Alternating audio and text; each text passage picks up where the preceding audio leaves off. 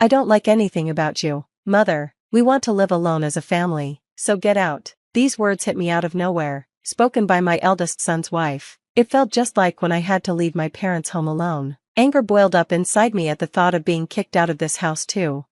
Fine, I'll leave then, I said, and I started packing my things. That was the last straw. I swear I'll never forgive my eldest son's wife. It was time to put my plan into action. My name is Sandra Clark, and I'm turning 61 this year. Technically, I'm retired, but I'm lucky enough to still be working, though I don't go to the office daily. I drop by occasionally and attend meetings. Nowadays, most of those meetings are remote, so I work from home most of the time. But my eldest son seems to think I'm not working anymore. I became a widow in my 40s, and now, I live with my eldest son and his wife. My parents' home is an old house on a big piece of land. It's a bit rundown, but I loved it, which made leaving hard. Financially, I've never had any problems. Most of the insurance money from my late husband is still untouched, and I don't have to worry about my future. Even though my life seems easy, I do have concerns. One of the biggest is my son's wife, Jessica. She's strong-willed, and we often clash. This didn't just start recently. It began when she first came to tell me they were getting married. I still remember what she wore when she first introduced herself, a tracksuit, like one you might wear in high school. She said she wanted to meet me without any pretense, but from a normal perspective, it was inappropriate. She's very argumentative and extremely good at it, which makes things difficult. I've often wondered why my son chose her as his wife. Later, I learned that Jessica was the one who approached my son. She might be outrageous, but she is beautiful. I think my sheltered son was charmed by her. Even after they got engaged, she stayed the same. If you're being kind, you could say she's down to earth. If you're being honest, she just doesn't seem to have common sense. I wanted to oppose their marriage, but I told myself it was my son's choice, so I held back. And now, this is where we are. My son didn't want to leave me alone in the family home, so after the wedding, he insisted we live together. At first, I thought Jessica wouldn't want to live with us, but it turned out she was actually in favor of it. Soon after we moved in together, I realized why. Jessica never helped with the housework. She left everything to me, cleaning, laundry, cooking, all of it. And the strange part? She was a full-time housewife. She had quit her job when she got married. Even though I don't go to the office every day, I work from home, so I have less free time than her. While I was busy working on my computer, Jessica would make snide comments, saying I was just playing around. At first, I tried to laugh it off to avoid arguments, but her constant remarks really started to annoy me. One day, I asked her, Jessica, you seem to have some spare time. Could you help with the cleaning? She gave me a disgusted look, sighed dramatically, and said, I don't do housework for your sake. Mother, why don't you understand? It's sad you can't appreciate my thoughtfulness. She then went on to explain her bizarre theory that if she did the housework, I would lose my only job, and that would make me lazy and unhealthy. She even claimed that not doing the housework might help prevent dementia for me. In her mind, she was actually doing me a favor by letting me do all the chores. She added, I agreed to live together so you wouldn't slack off. Mother, with a half smile on her face. I was speechless. I regretted the decision to live with them. If I had lived separately, I could have avoided seeing things like this. Now, doing the housework while Jessica watched every day felt like torture. I finally reached my breaking point and decided to talk to my eldest son. I wasn't planning to complain about Jessica, though. Instead, I told him I wanted to move to an apartment where I could live alone. The house we were in was old and had a lot of stairs and uneven floors, which had caused me back pain last year. It just wasn't practical for me anymore. I explained this to my son, and I moved into an apartment. Even though it felt like Jessica had driven me out, I didn't regret leaving. The new place was a rental, and I had picked a space big enough for my grandchildren to stay in the future. I even customized the interior to my taste. It was like having my own little castle. But my happiness didn't last long. Jessica started coming over every day and staying until late at night. This new apartment is really nice. Isn't it too big for you, Mother? Jessica said, lounging on my couch. Come on, Mother, come back to the old house and do the house chores. It's for your health and longevity. I couldn't believe it. Jessica was seriously telling me to go back to the old house to do the chores. She's so self-centered. It makes my head spin. I've already moved out. Jessica, you need to step up as the wife now. I take care of all the chores here, and my health is fine. I get my annual checkups. Jessica just turned her head. ignoring what I said. This was typical of her. She always pretended not to hear anything she didn't want to deal with. Even after this, she kept coming to my apartment every day. The other day, she even said it was too much hassle to go back home, so she stayed the night. My old house and this apartment are only about a 15-minute walk apart. It was my son who suggested I live near my old home because he was worried about me. His concern made me a little sad to leave, but I agreed. One day, after I returned from a rare business outing, I got a shock. Jessica had let herself into my apartment. She must have used the spare key I had given to my son. Welcome back, she said, lying on the floor in front of the TV, not even bothering to get up.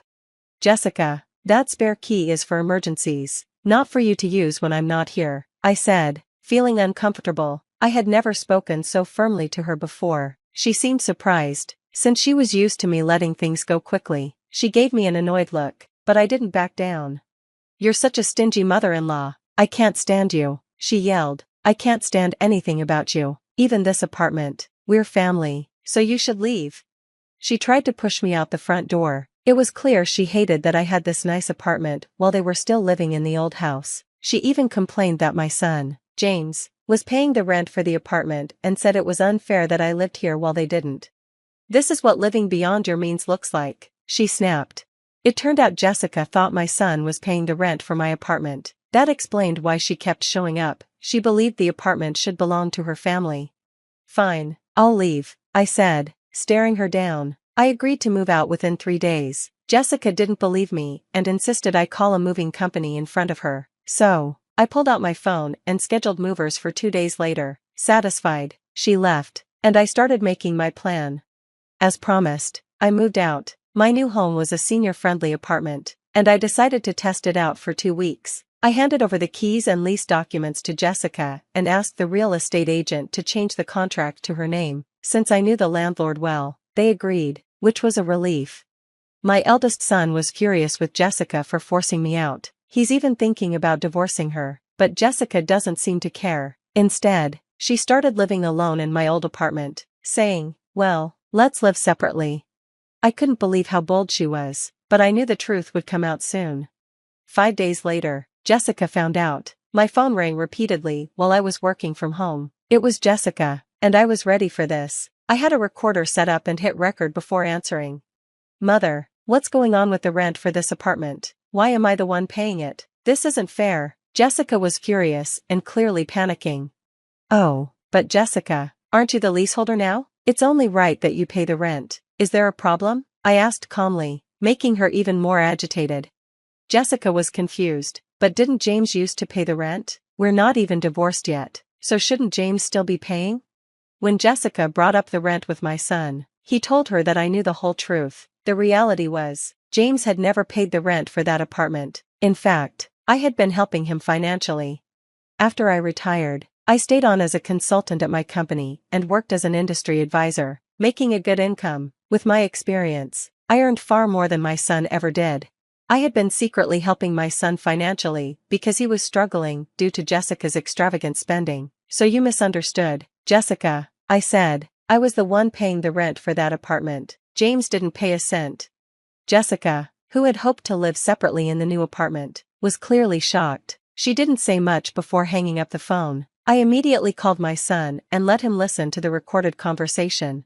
"I've been putting up with it for a while too, but I'm at my limit. You feel the same, right?" I knew my son was exhausted from paying off the debts Jessica had piled up, no matter how old he was. As his mother, I couldn't help but step in. Even if people think I'm being too soft, I believe it's a natural thing for a parent to do. In a quiet voice, my son said, "I'm going to divorce her. I'm tired too." "Well, follow my plan then," I told him, laying out the steps. I asked him to take a few days of paid leave and to start moving out his important belongings without Jessica noticing. He had to be discreet so that she wouldn't see any moving trucks or suspect anything. We decided to move his things out gradually, at night, to a location Jessica didn't know about, a house I had found for him as a new place to live. Everything went smoothly. 3 days later, Jessica called me again, even more flustered than before. "What's got you so worked up now?" I asked, speaking to her calmly. Just like before, Jessica was panicking. "Mother, our house is up for sale, and my parents just called," saying my belongings arrived at their house. What does this mean?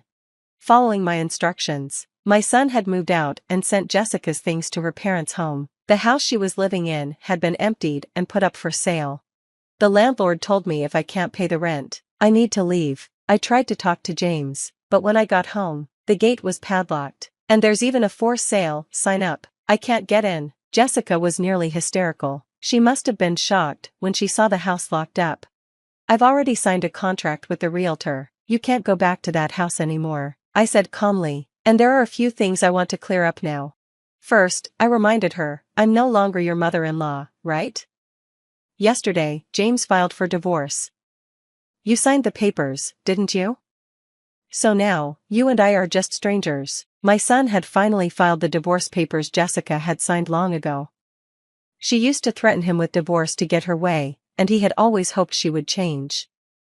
But he had finally realized it was time to move on, and he submitted the papers. The divorce is official now, Jessica. You always told James you could divorce anytime. Aren't you happy now that things have gone your way? On the other end of the phone, I could sense Jessica holding her breath, realizing how things had turned out. Jessica wanted to argue, but she couldn't find the words. She was clearly frustrated. Besides, after the divorce, how are you going to live in that apartment without working? Moving costs money too. It's not easy, I said. How did you even manage to pay the rent? Jessica couldn't hide her anger anymore. She yelled and cursed at me, admitting that she married my son because of the inheritance my late husband left. However, since I controlled the inheritance, she couldn't access any of it. She screamed that nothing was going right, even though she married my son to help pay off her debts. Of course, I let my son hear this conversation, as I was planning to use the recording as evidence for the divorce settlement. Jessica ranted for about 15 minutes, but I stayed calm and waited for her to finish. Then, she broke down and begged for help. I've been disowned by my family. I have nowhere to go. Please help me, she cried. She admitted that her parents had cut her off because of her spending and borrowing habits. I felt a little sorry for her, but I knew this was the result of her own choices. Apologizing now won't change anything. We're no longer family. There's nothing more to say. Good luck with your life, I told her before ending the call. After that, I felt a huge sense of relief. Later, my son told me that Jessica had caused a scene at his workplace, to the point where the police had to be called. While she was out, the landlord changed the locks on her apartment because she hadn't paid rent. She couldn't get back in. She probably tried to call me or my son, but we had changed our phone numbers and she had no way of contacting us. We also didn't tell her where we moved, so she couldn't find us. After the incident at my son's job, she was given a restraining order. With nowhere else to go, she went back to her family's home, but they refused to let her inside. Her luggage, which I had sent to her parents' house, was left outside in the rain. She wasn't even allowed to step foot in the house. On top of that, her parents received a bill for the unpaid rent, which likely made them even angrier. I heard she is now staying in an apartment provided by an organization that helps homeless people. When I saw her on the street one day, she looked completely different. Her hair had turned white, her skin looked dry, and she seemed stressed. I barely recognized her. It was shocking to see how much her life had changed. As for me, I've started a new chapter in my life. I used my late husband's inheritance to buy a new house, a duplex, so that my son can remarry whenever he's ready. He still joins me for dinner, but otherwise, he takes care of his own things. I've realized this is the perfect amount of distance for both of us. The money from selling my parents' house is saved for my son's future and possibly for his future wife and kids. I'm also thinking about setting up the English garden I've always wanted at my new home. On my days off, I work in the garden, taking care of the plants. This new routine has brought me peace and hope for the future. The day was so hot that women avoided wearing heels, fearing they would sink into the softened asphalt. The townspeople sought shade under trees and bus stop roofs, and enjoyed the coolness of store air conditioners. Inside one of the city's most famous notary offices, the heat was even more intense. The office had comfortable air conditioning, but the heated emotions of the participants made it feel stifling. More than 10 people were gathered in a cramped room, all eager to hear a will. While waiting, the participants glanced at each other, coughing nervously and stealing anxious glances. Some of them were meeting each other for the first time, while those who were acquainted whispered quietly. Suddenly a bulky man, blotting his forehead with a handkerchief, shouted to an elderly man in a cap sitting next to him, "What do you know about the deceased?" "He was a wonderful man. My mother used to take care of him when he was a child. She was his mother's stepsister." The elderly man responded angrily, "Even though I'm a cousin of his cousin, I am still family. We met Eric a few times and had wonderful conversations." This sparked a heated argument, with everyone trying to shout over each other, listing their connections to the deceased and emphasizing their relationships. The room resembled a buzzing beehive, although the tone was more akin to dogs fighting over a bone. Just as the situation threatened to escalate into a fight, a tall gentleman in an expensive suit entered the room. His presence commanded attention, and for a moment silence fell. "What is this outrage? What kind of commotion is going on here?" he exclaimed in a menacing voice. "I demand that everyone calm down immediately."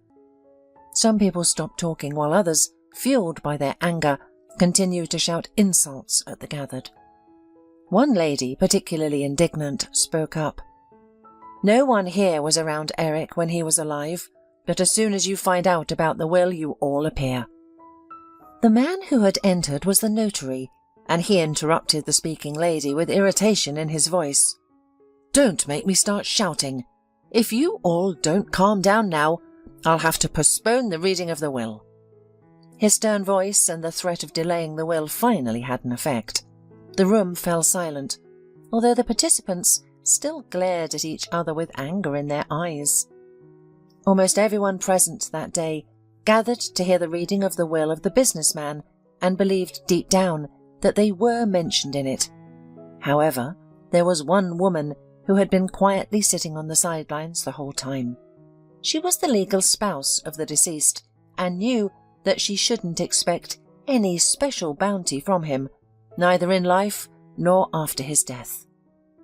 In her youth, when she first met him, she still hoped to receive love and attention, but years later she regretted the marriage more than once. But once, everything started gorgeously. Clea at that time got a job as an assistant secretary in the city administration. Marianne, Mrs. Kearney, the director of the orphanage where Clea had been brought up since she was 3 years old, helped her with this. Clea was a favourite of all, starting from nannies, ending with the director of the orphanage. Mrs. Kearney used to say, every time she met her, "What a beauty you will be. I hope there will be a prince for such a princess." The girl blushed and shyly answered, "Well, Mrs. Kearney, why do I need a prince? I will marry only for love, not for riches." Once, in one of the corridors of the administration, Clea accidentally ran into a tall, slender man. She dropped a stack of folders from her hands, which she was carrying to the archive, and the man helped to collect them. Handing over the last one, he smiled dazzlingly and said, "I'm ready to accompany such a beauty all the time, so that, God forbid, she doesn't stumble again. But first I would very much like to get acquainted and ask her out on a date. My name is Eric Anderson." Clea, having no experience with men, was frightened, and picking up the folders, thanking the stranger, quickly left.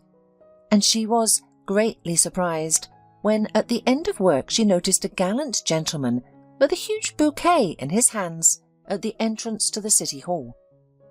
"You ran away so quickly that I decided to wait and get acquainted," Eric said, and apparently seeing the frightened eyes of the girl, he immediately smiled and added, "Let's just go for a walk then. Opposite the city hall there is a beautiful park. Tell me about yourself. I'll tell you my soul, and you won't be afraid of me. Then I can finally invite you to the restaurant." He smiled so kindly and charmingly that Clea agreed. They took a long walk in the park, ate ice cream in a street cafe, and talked. Eric turned out to be an excellent conversationalist, well-read and intelligent. Clea felt at ease with him from the first minutes of communication, as if they had known each other for years. He knew so much and told interesting stories that Clea was ready to listen to him day and night. The man was 20 years older, but Clea did not feel it at all. Eric at that time was a well-known personality in the city and ran a construction company in the city. They took a long walk, after which the man accompanied Clea home and asked, "Clea, will we see each other again? I absolutely hate to part with you, but you must promise that tomorrow you will allow me to meet you from work again and agree to have dinner with me." That night the girl had trouble sleeping, as her thoughts were consumed by her new acquaintance. Clea, experiencing these emotions for the first time, didn't yet realize that she had fallen in love. She wished she could fast forward time to the next evening just to meet Eric sooner. It wasn't until early morning that she was finally able to fall asleep with a happy smile on her face. From that day on, Eric started meeting her after work every day in his expensive car, causing whispers of disapproval from Clea's colleagues at work. No one could believe that a poor girl from an orphanage, who lived in a small room on the outskirts of the city with no money, was involved in a relationship with a mature, wealthy man purely out of love. People speculated about the girl's ulterior motives, accusing her of using Eric for personal gain, but they couldn't comprehend that Clea couldn't bear to go a day without seeing Eric. She was willing to spend the entire day just listening to him, taking in his expensive perfume and feeling the touch of his hands. After a month of dating, Clea visited Eric's beautiful country house.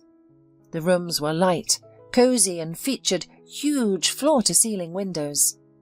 As she looked around, she couldn't help but wonder how much time it took to clean and wash all of those windows.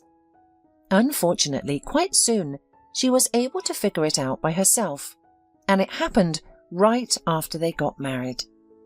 A couple of weeks after their wedding, Eric embraced his young wife and said, "Darling, I've been thinking, why do we need a stranger in the house? And besides, it's an unnecessary expense. So I've let go of the housekeeper. You're young and full of energy, especially since you're not working right now. I believe you can handle everything on your own." Blinded by love for her husband, Clea didn't even consider the possibility that Eric had married her for certain purposes, except for his love for her. But the ugly truth was that he needed a young and beautiful companion by his side to elevate his status as a wealthy and family-oriented man in high society.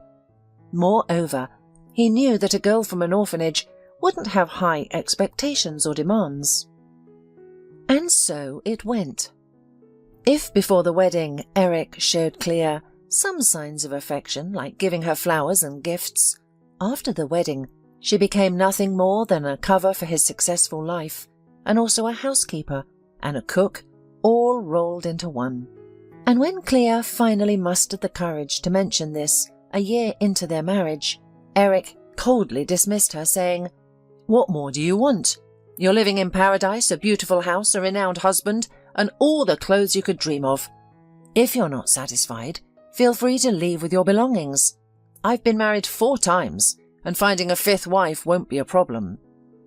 That night, Eric was drunk and Clea cried all night, but convinced herself that it was the alcohol talking. She desperately wanted to believe that everything would be okay between her and Eric.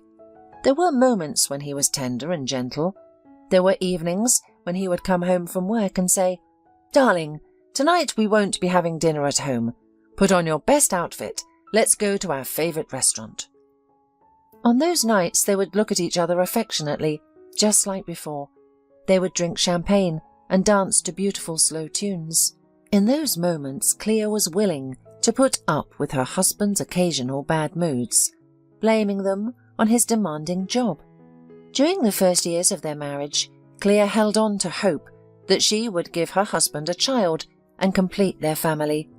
But when Eric suddenly confessed, "I'm sorry, dear, but we can't have children. Well, I can't. But it's okay, right?" He looked guiltily as he spoke, his gaze fixed on the pale Clea. "What's wrong, baby? We're good together. The house is beautiful, and we can travel freely, wherever and whenever we want. And children, they bring worries, diapers and sleepless nights. The important thing is that we have each other." Her husband seemed so affectionate and sincere that Clea clung eagerly to his chest, deciding that there was no reason to upset. Some people live without children. Eventually, they could adopt a child from an orphanage. However, after a couple of years, Eric changed so much that having a child became impossible. After a few years, they lived like strangers under the same roof. Clea had nowhere to go because, in the first year of marriage, Eric convinced her to sell the apartment she got from the state as an orphan and to invest the money in his business. However, the hubby was satisfied with everything. The house was clean, the meal was cooked, and there was a beautiful young wife ready to look after him for a roof over her head. Relations between them, as between a man and a woman, came to naught. Eric would often come home from work, go straight to his study, pour himself multiple large glasses of whiskey, and fall asleep at the table. Colleagues and acquaintances noticed that Eric had been giving up a lot lately, attributing it to work stress and long hours. Only Clea, his loyal wife, knew that his mood swings, irregular heartbeat, and other health issues were caused by his alcohol addiction. However, whenever she tearfully pleaded with him to stop drinking, Eric would yell at her, belittling her and reminding her of her dependence on him. "What are you trying to tell me, you beggar? Be happy that I have not divorced you yet. Shut up and know your place. You're the wife of an honourable man in town. Without me, you're nothing." Eric's mother shared the same opinion.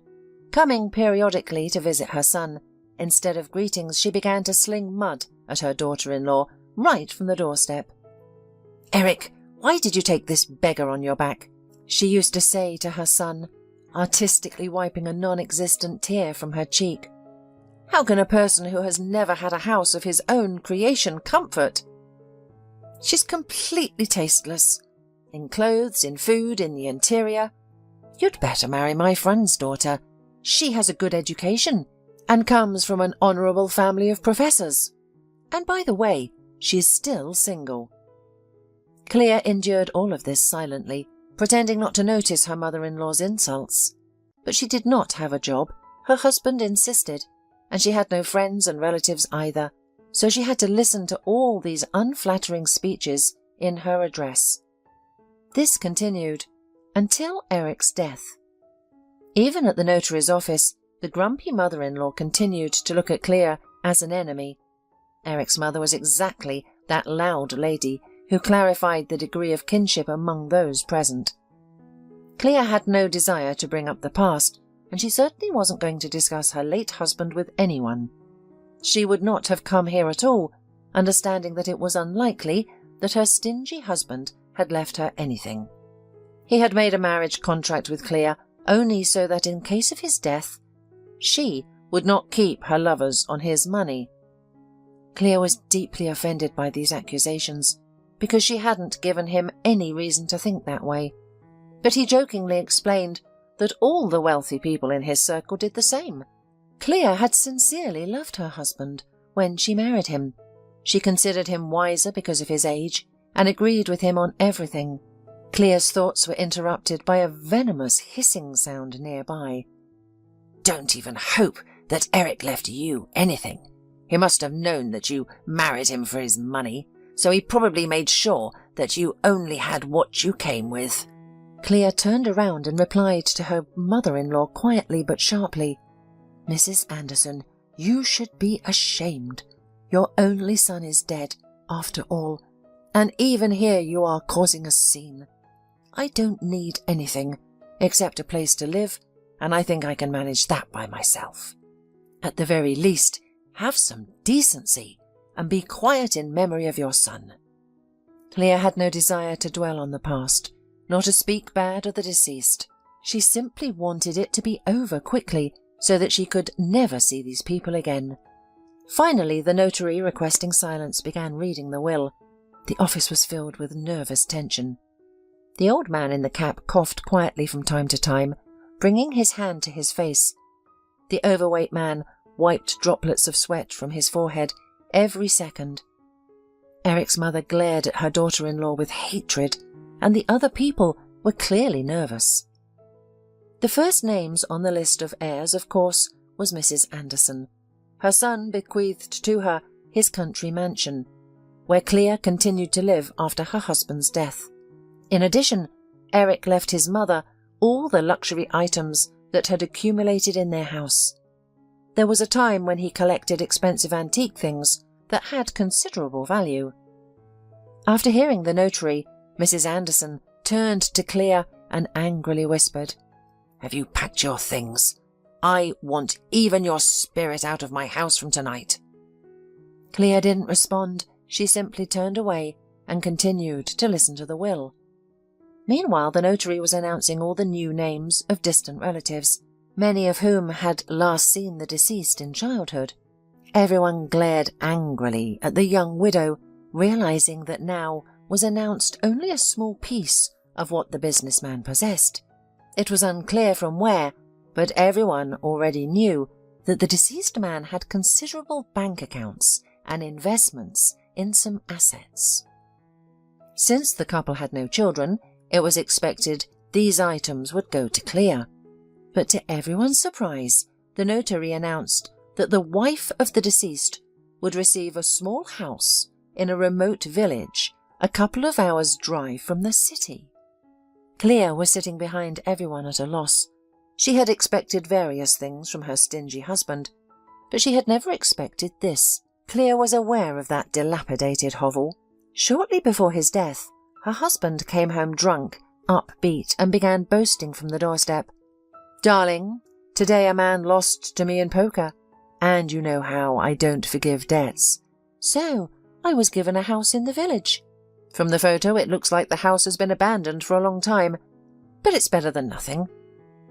Clea knew that besides his alcohol addiction, her husband had another bad habit. He often played cards, and not just for fun. She could even tell when Eric was losing or winning. If he lost, he would return home angry and immediately head to the bar without even taking off his shoes. On such days, Clea would try to go to her bedroom and avoid him, knowing that only a scandal awaited her. If Eric won, he would shout from the doorstep, "Wifey, I'm home, and I'm hungry as a wolf. Your man came home with spoils today." On one such day, he mentioned an abandoned house outside the city, but Clea could never have imagined that this would be all her husband would leave to her after his death. The first one to regain her composure was Eric's mother. Approaching her daughter-in-law, she hissed maliciously, "You don't seem happy. Be grateful that Eric at least left you this. Did you think you could live happily ever after on Eric's savings? No, that's not how it works. My son wasn't a fool, and he did the right thing. You lived like a lady for long enough. Go back to your miserable world." Clea, not wanting to hear any more, rushed out into the corridor and sat down on a bench, sobbing silently. She could hear the scandalous, overweight man discussing her. What did she expect? They marry the men who are fit to be their fathers and think they've caught the bird of happiness by the tail. Let her try to live without Eric. I bet she can't even work. Clea cried even harder. She felt bitter and offended towards her husband, with whom she had lived for over 10 years, 8 of which were a living hell. Eric decided that her attitude to him and her love for him was worthy only of an old ruined shack. Although he knew perfectly well that if anything happened, she would have nowhere to live.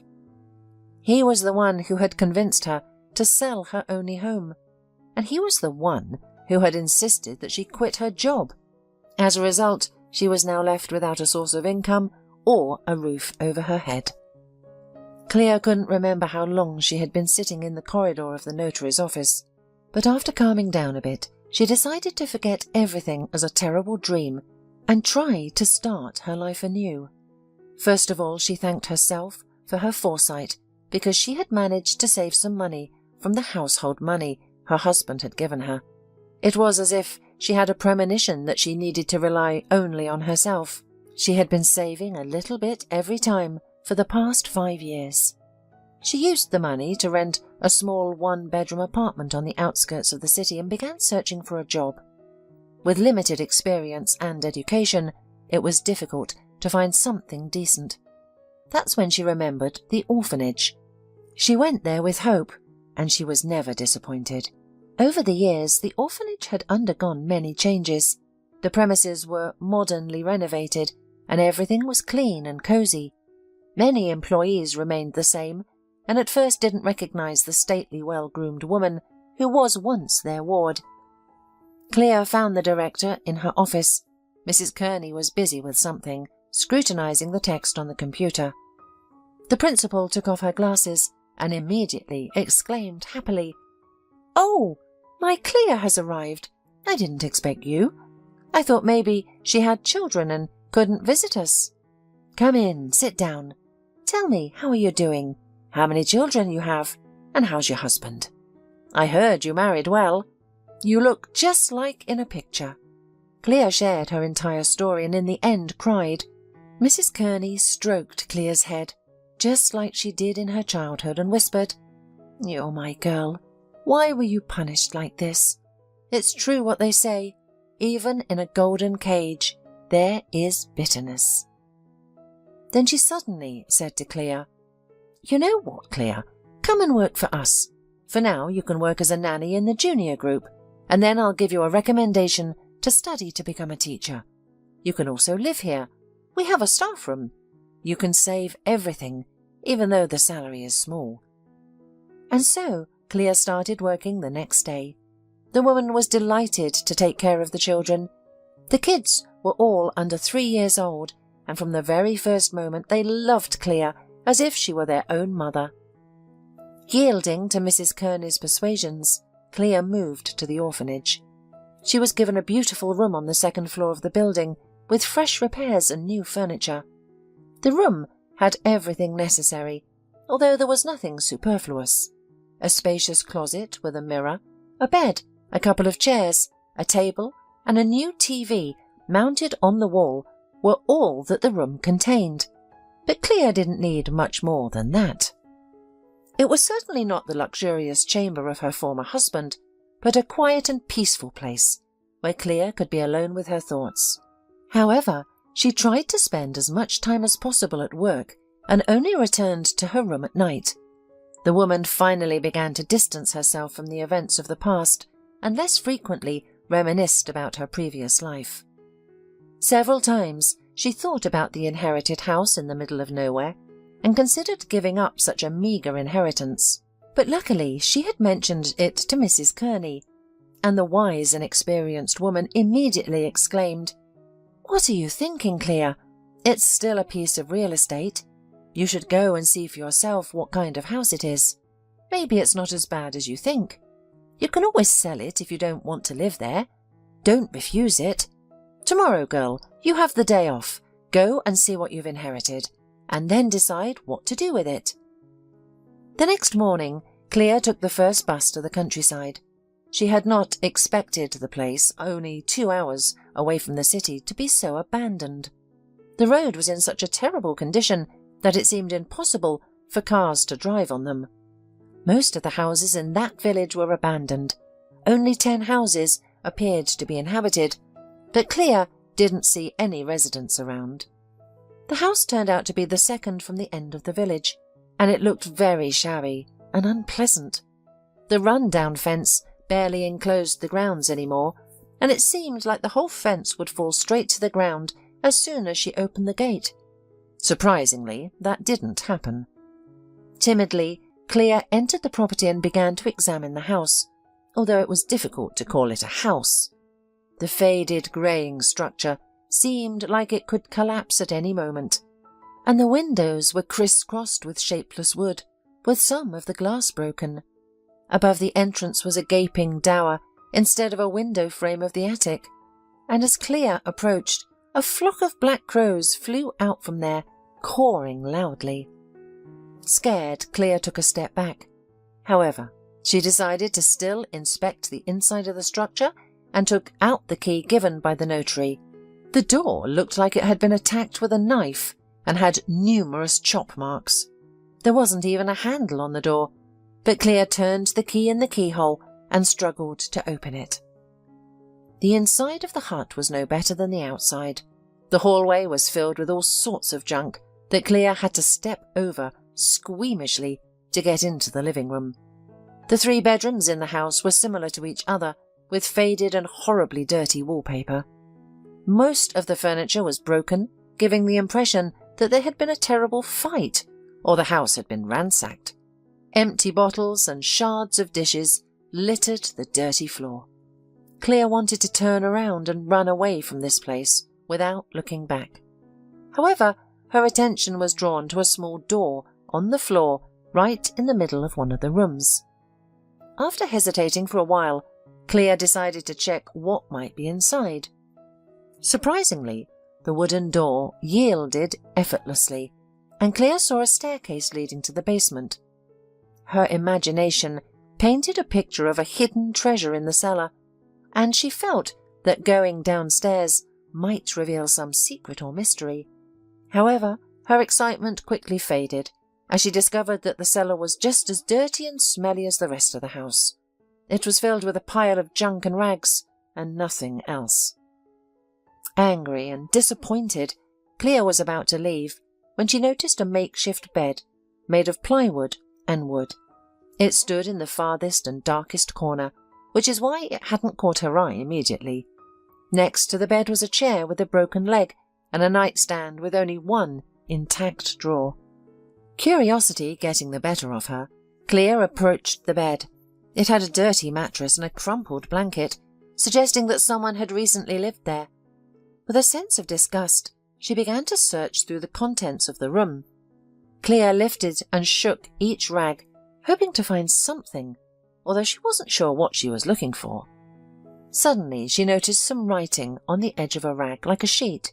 In a note, someone had tried to communicate that they were being held against their will and asked her to call a specific phone number. Back in town, Clea immediately dialed the number. On the other end, a woman burst into tears upon recognizing the reason for the call. Clea was frightened and didn't know what to do, but then a trembling male voice sounded on the receiver. "Please tell me where this house is. I will come for you right away. Just tell me your address. My son disappeared 6 months ago, and it's likely that's where the kidnappers kept him." Just an hour later, an expensive car pulled up at the gates of the orphanage, and the man who got out of it introduced himself as Mr. Neenan. During the ride, Mr. Neenan shared with Clea that his only son was his source of happiness and pride. In his 30s, he had achieved a lot and was glad to assist his father in business. But one day, Taylor didn't return from his weekly tennis practice. Mr. Neenan continued with a trembling voice. "He wasn't there in the evening or the next morning. His phone was disconnected. All that was known was that he left the sports club, got into his car and headed home." After a moment of silence, Mr. Neenan took a sip of water from a bottle nearby and continued speaking. "I did everything and went everywhere to find my son. I used my security service and hired detectives, but no one could find my boy." Upon arriving at Clea's house, where Taylor was held, Mr. Neenan tearfully searched every inch of the shabby dwelling, not caring about staining his expensive suit. Sitting on the cellar bed, he burst into tears and whispered, "My boy, how have you been living here? What have those creeps done to you?" After a while, he turned to Clea and asked, "How did you end up in this house? Who lived here before?" She briefly explained how she became the owner of the house. In the darkness, she couldn't see the man's face, but she understood that every detail was important to him. Finishing her story, she quietly added, "But all that happened before Eric won this house. I don't think he knew what happened in that house. My husband Eric was too lazy to thoroughly inspect every corner of this building. He said he only came to see it once from afar, when he came to see it if it would cover the debt of a losing card game. Upon returning to town, Mr. Neenan asked Clea for the house documents to find out the previous owner. He immediately made a call and dictated the necessary information. In just 5 minutes, he received a call back, listened attentively, and thanked the person on the other end. Then, turning to Clea, he said, "Now it all makes sense to me. I know the person who is the owner of this shack very well. He is a friend of my former partner, with whom I used to do business together. My impudent partner was always jealous of me and tried to sabotage our success. After another conflict, I decided to end our business partnership, which hurt his ego. That's when my son disappeared. But all this time, I couldn't even imagine that someone I had worked with for so many years could do such a thing. Clea, thank you for not passing along my son's request for a phone call. I owe you one. If you need anything, don't hesitate to call me."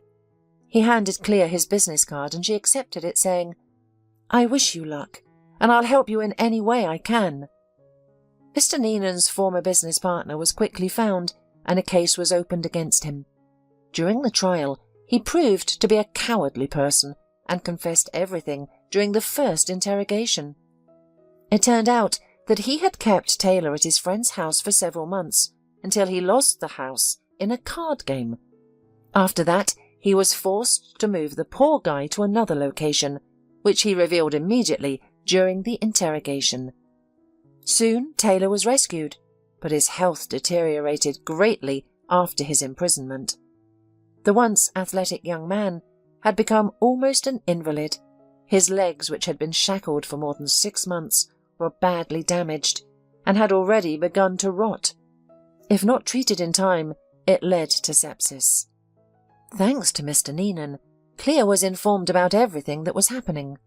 He started visiting the orphanage frequently, several times a week, to bring books, toys, and clothes for the children. At some point, Clea noticed that every time he came to the orphanage, he tried to find the director and speak with her. After the sponsor left one day, Clea approached Mrs. Kearney with a smile and said, "Well, you predicted a rich groom for me, and it looks like you met such a one. Mr. Neenan seems to have his eye on you." The director blushed and waved her hand dismissively, replying, "Oh, come on, Clea, what groom? At my age? I'll spend the rest of my day with my cats, probably." One day, Clea visited Taylor. He was admitted to the city's most expensive clinic. Mr. Neenan was willing to pay any amount to see his son recover. However, some things cannot be bought. Mr. Neenan was sitting in the hall and staring wordlessly at his smartphone. "I'm very upset, Clea. Taylor's condition is not well. Time is of the essence, and they can't find enough blood for him. I can't help him. You see, Taylor is not my biological son. My wife and I deeply loved each other and wanted a big family with many children. Unfortunately, that dream never came true. That's when we decided to adopt a child from the orphanage. The moment my wife saw Taylor, she knew he was meant to be ours. By the way, Taylor doesn't know that he is adopted. Unfortunately, my wife passed away when Taylor had just started college. It was a devastating tragedy for me, but I realized I had to live for Taylor's sake." After listening attentively, Clea softly asked, "What blood type does he need? Maybe we can find a match among people we know." When she heard the answer, Clea couldn't believe her ears. The blood type was an exact match with hers. Overwhelmed with emotions, he hugged her tightly, and tears filled his eyes. "You're amazing! You've saved us once again! I owe you my life!" So, Clea became a blood donor for Taylor, and now all there was left to do was wait. A week later, Clea visited Taylor again. Suddenly, Mr. Neenan entered the room, looking somewhat bewildered, holding a white form with some data. Clea sensed that he might collapse at any moment. Without hesitation, she rushed to his aid, supporting him under his arm and helping him to sit on the armchair. She quickly poured a glass of water and handed it to him. Mr. Neenan took a few sips, expressed his gratitude and returned the glass. After a brief moment, he looked directly into Clear's eyes and said, "I don't know why, but I made a DNA test. The test results have come back. You and Taylor are brother and sister." Hearing this, Clear automatically drank water in a volley from the glass she was holding at that moment. She had a brother! But how did this happen? It was beyond her comprehension. Seeing Clear's confusion, Mr. Neenan took her hand and spoke softly. "We will find out the reasons, but right now we need to save Taylor." A few days later, Mr. Neenan provided answers to all Clear's questions. He hired a detective who was able to quickly uncover the truth.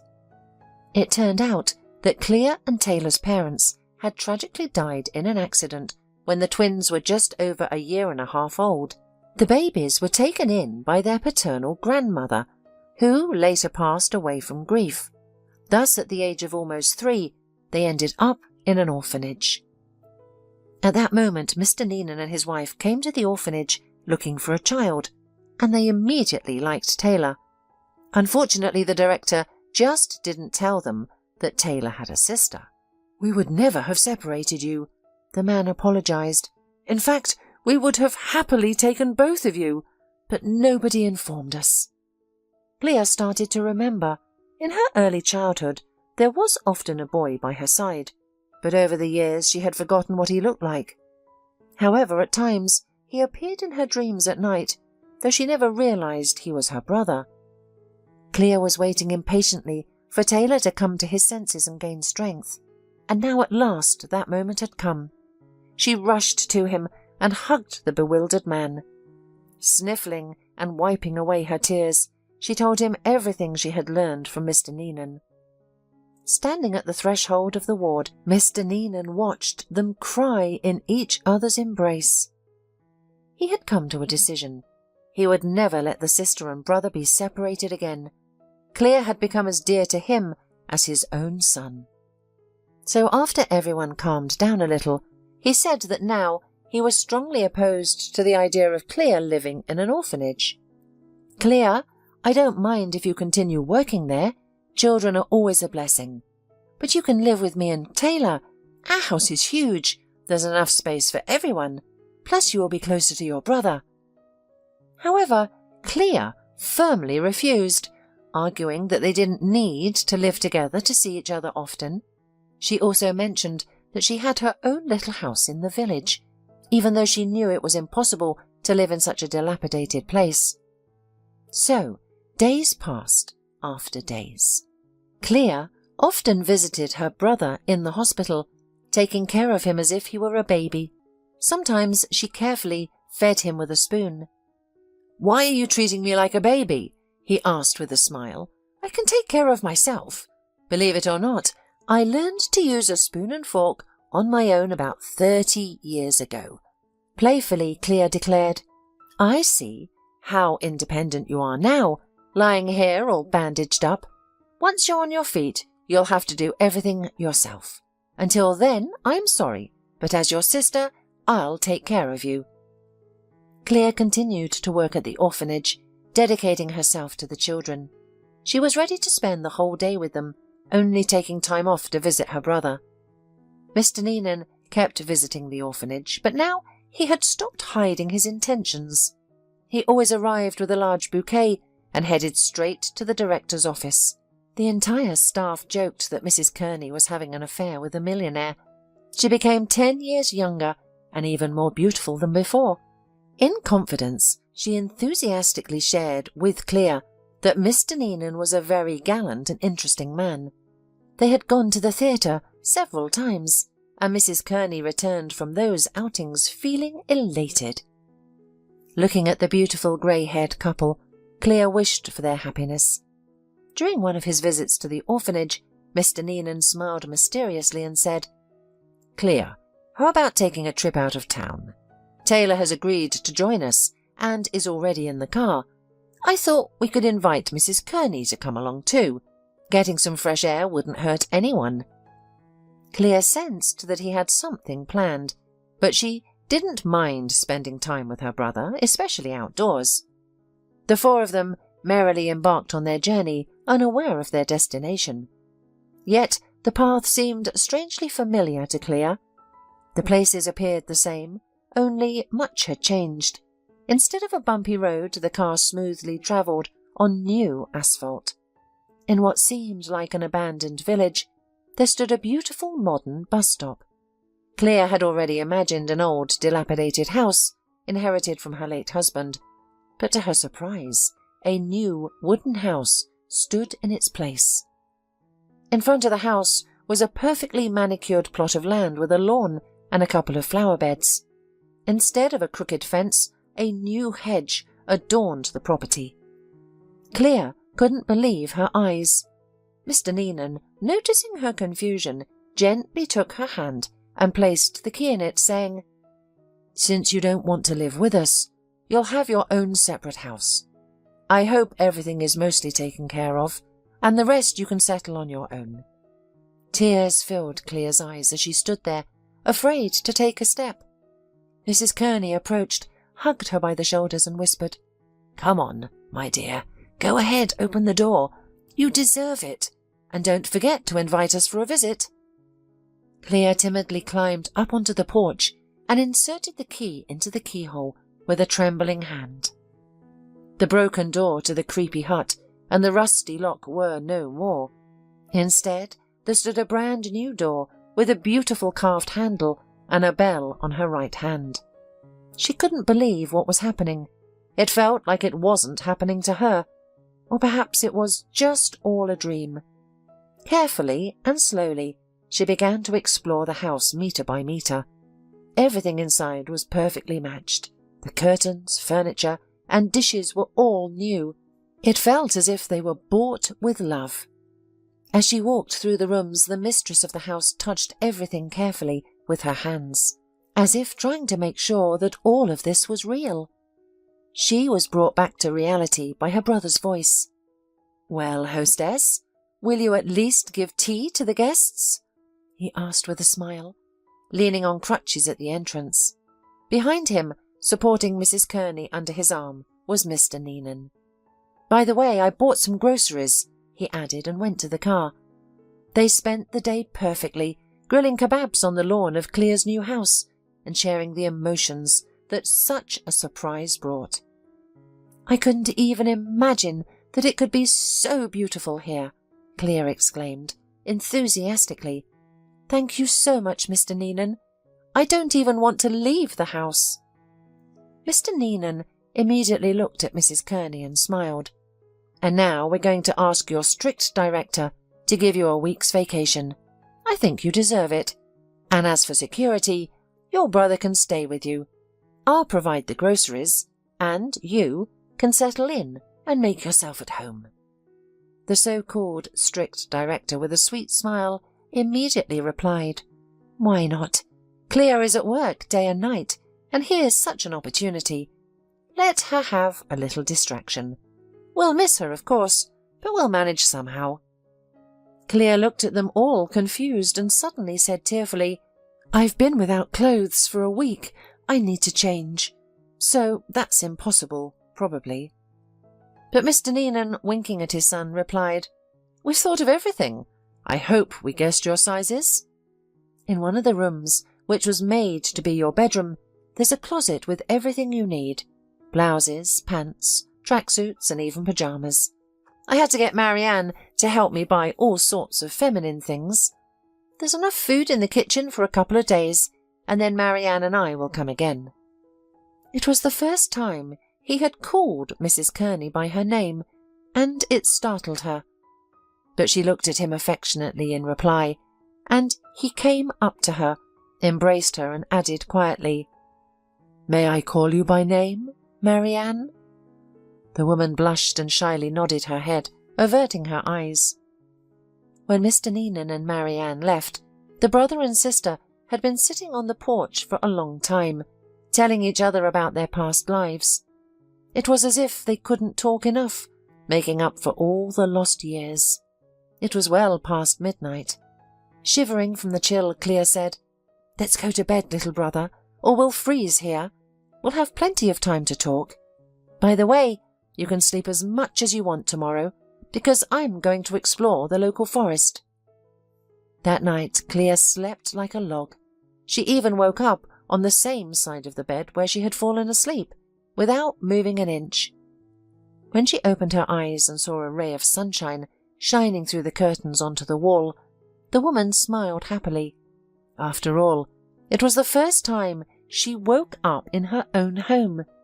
It was difficult to believe, but it was true. Quickly getting dressed, Clea took a couple of sips of tea, and trying not to make noise so as not to wake her brother, ventured into the forest. The weather was glorious. The day promised to be hot and sunny, but it was still cool in the early morning. Dewdrops glistened on the grass. She hummed to herself and followed the path, admiring the greenery of the forest. She didn't know how long she wandered, but when she was about to return home she realized she was lost. She tried to remember where she had come from and looked for something notable or familiar, but it was all in vain. Utterly exhausted, the woman sat down on an old stump under a large tree and said confusedly, "What's the matter?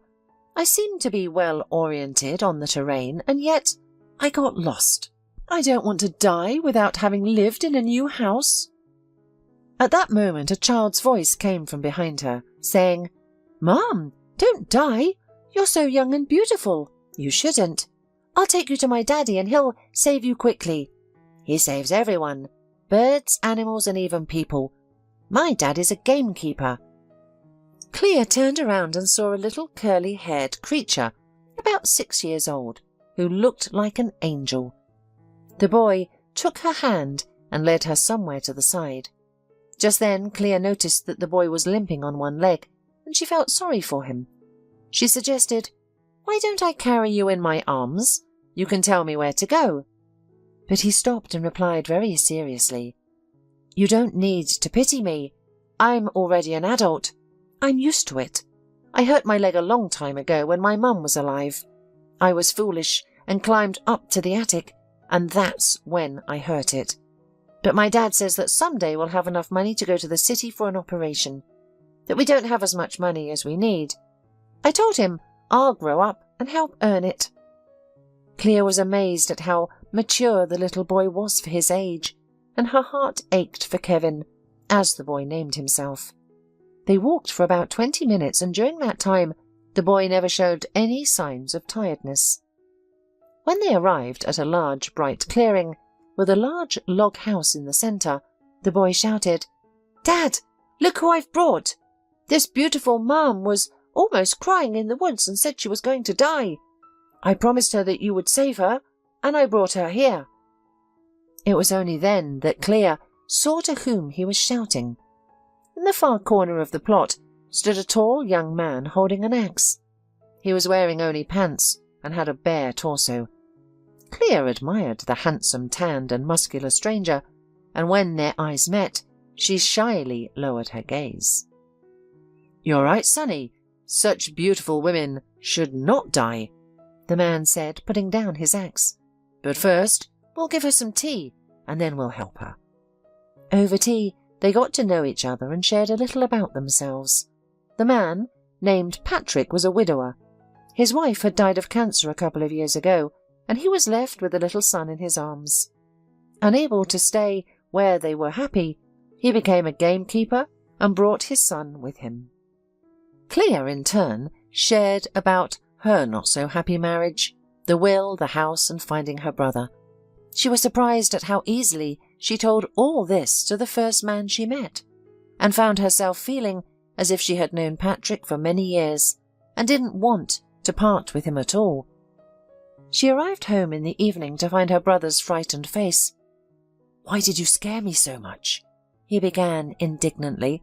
"I couldn't find peace. You were gone all day. What if something happened to you?" In reply, she smiled enigmatically and said in a mysterious voice, "Something did happen to me, brother. I think I've fallen in love. He's so strong, so handsome, so extraordinary. I could listen to his voice for the rest of my life. And he has a little boy who needs medical attention. Clea recounted in detail to her brother what had happened to her in the forest. He listened attentively and responded, "We must inform father about the little one.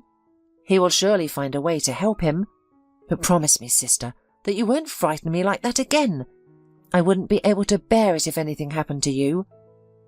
Clea approached her brother and whispered while embracing him, "No way!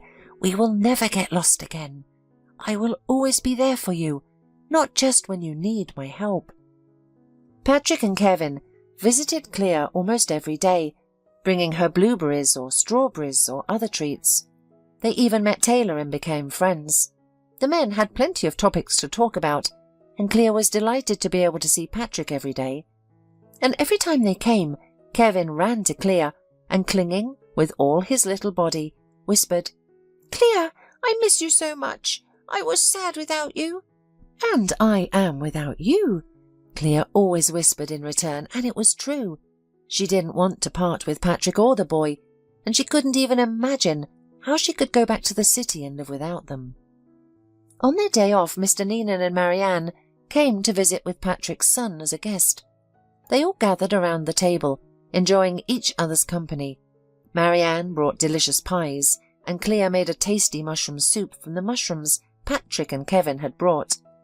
During lunch, Mr. Neenan appeared to be agitated about something. Usually cheerful, he sat there thoughtfully, occasionally stealing glances at Marianne. Finally gathering his courage, he stood up and said, "Children, I have been contemplating and hesitating for a long time, but now I am ready. For the first time in a long time I am truly happy. I have my son with me, and now I have met a woman with whom I want to spend the rest of my life." Taking a small box from his pocket, he turned to the astonished Marianne and continued, "Marianne, though I may not be young any more, I want to ask you, in front of my children and our guests, to be my wife. In return, I promise to love you for the rest of my life." There was a moment of silence. It seemed as if Mrs. Neenan would collapse if Marianne refused, but after a brief pause, and wiping away a tear, she quietly replied, "Of course, I agree. I can't imagine life without you, either." Joyfully, he placed a ring on her finger and kissed her firmly, which made her blush and say, "What are you doing? There are children here." To this Kevin muttered under his breath, "I'm not a child, and I've already seen men and women kissing in movies." Everyone burst into laughter, but the surprises didn't end there. After everyone finished laughing, Patrick stood up. His serious expression indicated that he had also been preparing for this moment for a long time. "I didn't know how to say it, or when to say what I want to say now." The man began with concern, "But since today seems to be a day of confessions, I also want to confess in front of you all that I have developed strong feelings for someone. Clea, during this week, Kevin and I have grown very fond of you, and we don't want you to leave." Kevin immediately ran up to Clea, limping, and clung to her. He almost shouted, "Don't go away, please!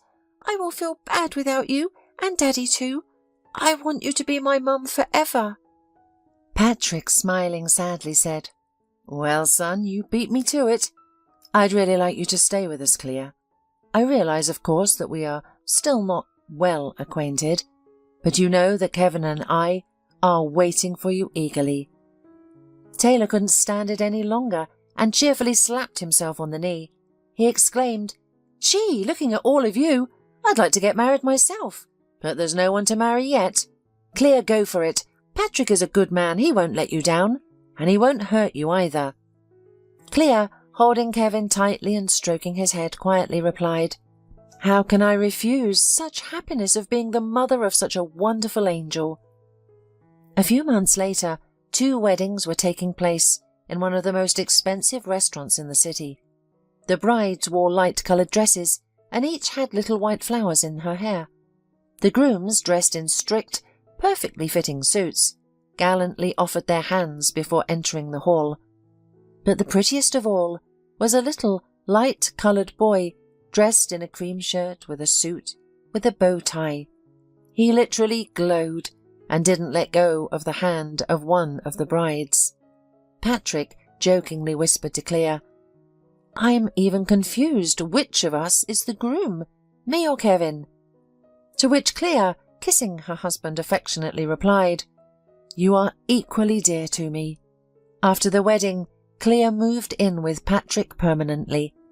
Mr. Neenan found good specialists and paid for Kevin's leg operation. In a year, Kevin was pedaling a bicycle, given to him by his new grandfather. Mr. Neenan loved studying with the boy, and Kevin was happy to stay in their city house sometimes.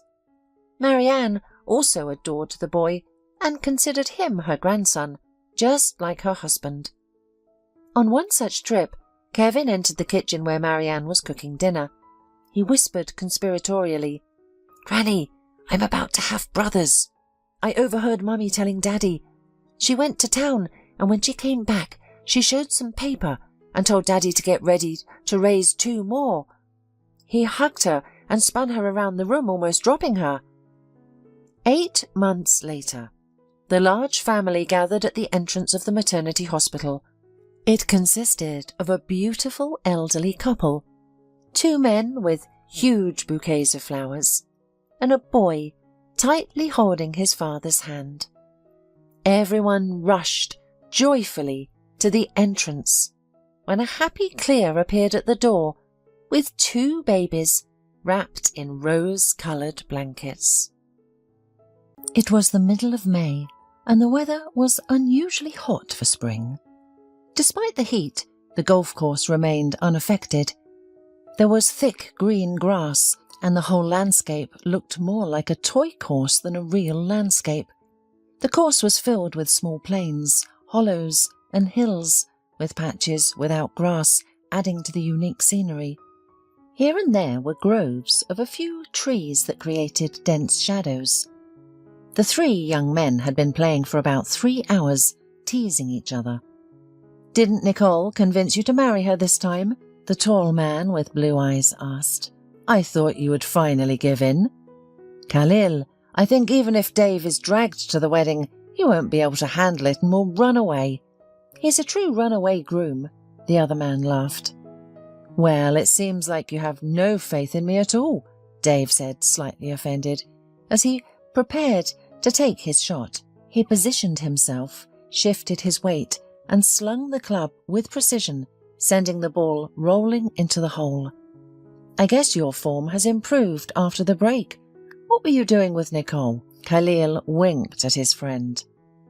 "Perhaps he was playing golf with her," said James, laughing. "And probably he did so every night. I envy you, Dave. You're a free man, no wife, no children. Although I have to give her credit, Nicole is the only one who has managed to stay with you for about a year. That's a record." Dave looked at Khalil. "If I marry her, then I'll be like you, suffering in agony because maybe my wife is not my soulmate."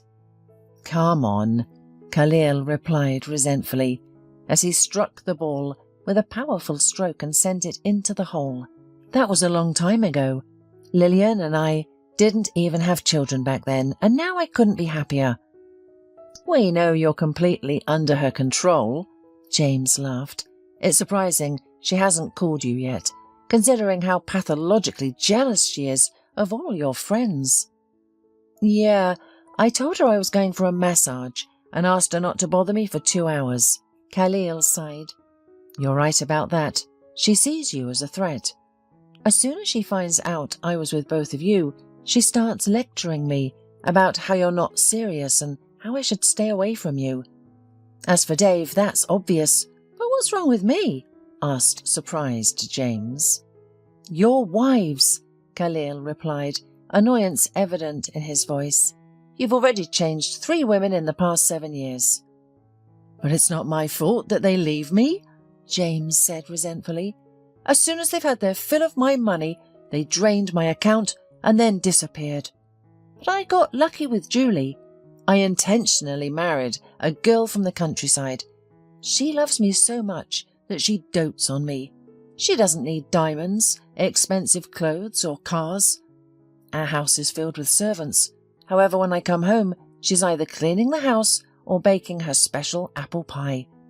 The only bad thing is that I really want children, but the doctor says there's still no improvement. James, why don't you go abroad? They treat infertility there. Dave patted his friend on the shoulder. You have enough money, so there shouldn't be any problems. Dave, I've already looked into it. The man sighed. They suggested I start a course in the fall. I'll be going in October. Of course, go. Khalil supported him. You're only 40, so you still have plenty of time to have children with Julie. Although I have to admit, I'm so tired of them. Sometimes Lillian hints that we should have another one, but I finally told her, enough. Why do we need more? We already have 3. Children are a blessing, Dave said and laughed. Khalil, think twice. You'll have a whole soccer team. I can already imagine the headlines in the newspapers.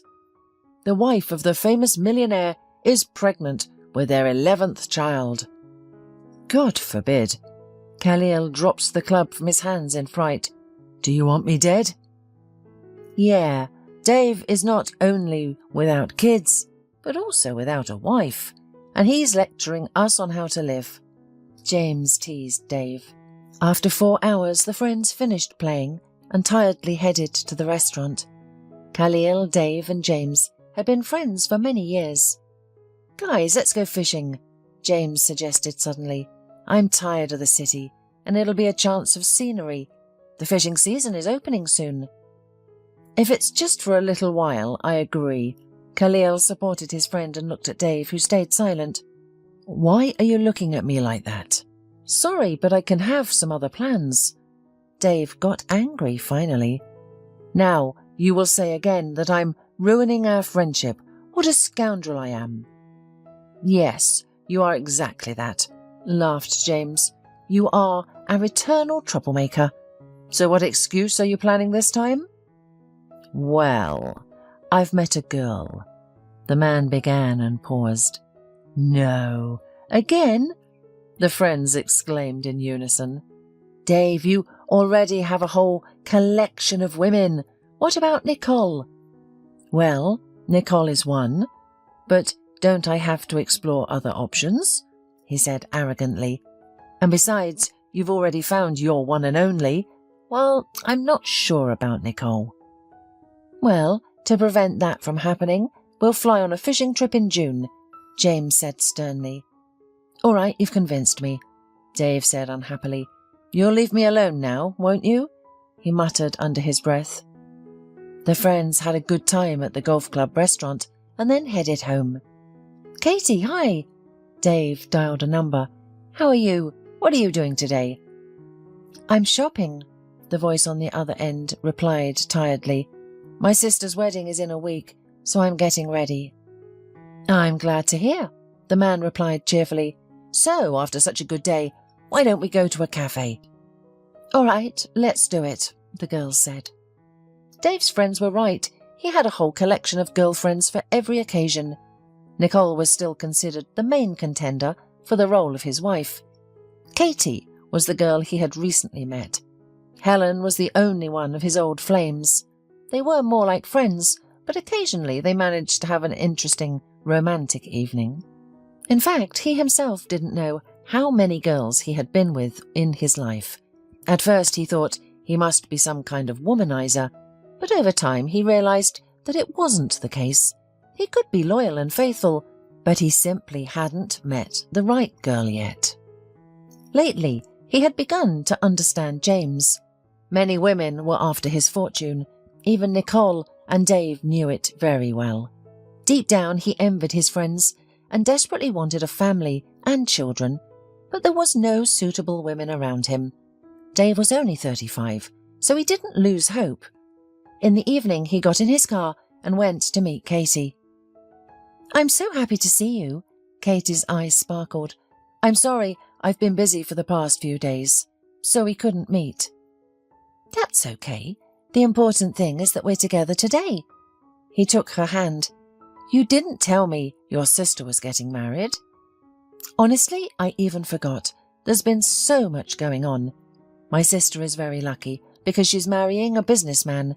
I'm so happy for her. Now she'll have a big house, her own car, and everything she wants." The girl sighed dreamily. "Unfortunately, I'm not so lucky." "Why?" Dave said with surprise. "You're only 23. What are you talking about?" "That's the thing. I don't want an ordinary man. I know my worth." Katie looked at him intently. "Don't worry. I have no doubt that a girl like you will definitely be appreciated." He winked at her. "Many wealthy men are looking for decent women." "And what about you?" Katie suddenly asked. "What kind of woman do you need?" "I haven't figured that out yet," Dave admitted honestly. "Looks can be deceiving. Everyone eventually grows old, so she must have a beautiful soul." "Do you think it matters?" The girl laughed. "No one has ever seen any soul after all. It's all imaginary. We only live once, so we should live life beautifully." Katie really wanted to go to Dave's house, but he made up a story about having to go to the hospital to visit his uncle. "It's the same thing again," he scolded himself as he drove home. "It's as if she's being auctioned off at the market. Unfortunately, the bidding for her today didn't go well." He laughed. James was right. After so many years of unsuccessful relationships with fortune hunters, he married a simple girl. Julie is really crazy about him, and everyone knows it. Dave remembered how they had met her by chance. It was 3 years ago. Dave and his friends were fishing in the distant region. On the way, it started to rain heavily, and even their jeep got stuck. They reached a village and asked for help. An old man sent them to Julie. "She'll get you out," the old man said. The men looked at each other uncertainly, but decided to follow the old man's advice. A tall, tanned young woman opened the door. "Oh, you're in trouble." She shook her head. "All right, wait here. I'll get you out." The friends stood in shock as Julie drove her tractor out of the gate. "Show me the way," she shouted through the rain, and drove towards their stuck car. "What a woman!" James exclaimed in amazement as Julie pulled their jeep out of the mud. "She is certainly strong. I bet she might stop a horse at a gallop," said Dave with a smile. But the story didn't end there. The woman invited the guests for tea and treated them to her specialty cake. James fell in love with her right away. "James, what are you doing?" His friends scolded him. "She's a country girl." "You know nothing about women." The man took offence. "Julie will be mine, and that's final." 3 months later, they got married. It had been many years, and James still loved his wife. Later, when they all got together, Dave often listened to her affectionate words to James. "James, honey, darling, my kitten, my dear heart." Julie literally showered him with love, and sincerity shone in her eyes. "That's what I want," Dave thought, "to be someone's beloved, not just a wallet." Dave returned home late. He had been living alone for a long time. As soon as his father gave him a share of the business, Dave separated himself from it. Dave's father had been involved in the production of tableware his whole life. He owned 2 large pottery and glass factories. Dave took over the stores. Dave sat down on the sofa and closed his eyes. He could forget about everything with his friends, but at home, loneliness overwhelmed him.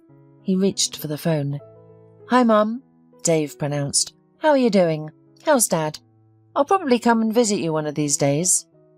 "Hi, son," the mother replied cheerfully. "Yes, we're fine. Sure, come over. We haven't seen you in a while. Your father will be very pleased."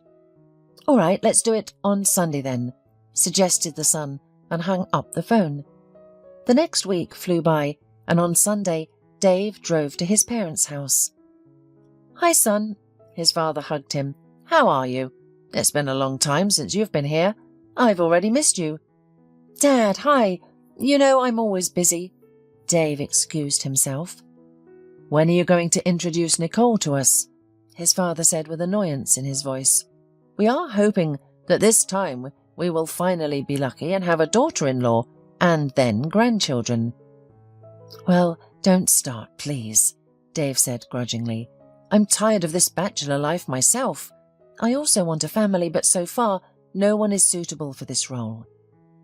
Even Nicole? The mother was surprised. I thought you two were serious. Even her. The son lowered his head. I'm not quite sure about her, Mum. You married Dad when he had nothing, but they all want to have everything at once. You're right about that, son, sighed the father. Your mother went through so much with me, and you can't even imagine the debts we had then. That's what I'm saying. Dave scratched his head. And if I go bankrupt tomorrow or get sick, what then? Goodbye, love? Dave, why don't you try getting acquainted with someone on the internet? Advised the mother. Maybe you'll get lucky there.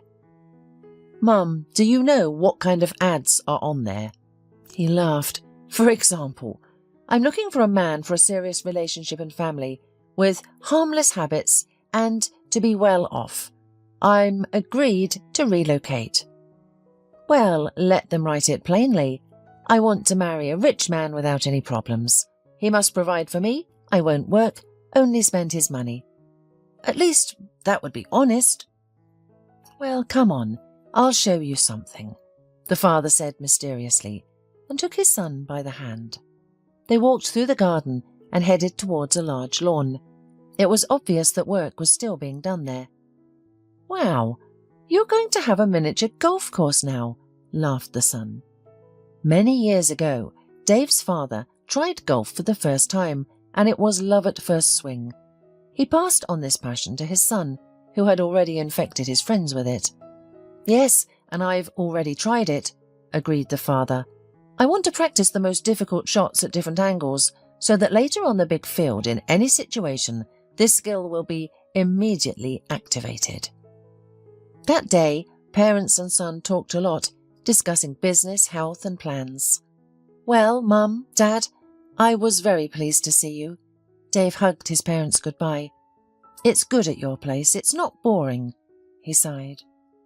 Son, yes, if you like, move in with us, his father suggested to him for the umpteenth time, and we'll have more fun. Dad, thank you, but I'm so used to my loneliness that I can't live with anyone anymore, Dave answered honestly. I love you very much, but I'm so used to it. Dave jumped into the car and drove home. It was already evening. He had work tomorrow, and he was planning to go to the office, but the weather was so nice that he decided to go for a little drive. Dave stopped the car not far from Central Square. People were walking, and Dave also walked around. Suddenly, he noticed a crowd aside. He walked nearer and heard someone's voice, which he thought was a child's. He made his way through the crowd and saw a girl. She looked to be about 10 years old. Her eyes were half closed, and she was reading something loudly. Is she reciting someone else's poetry or what?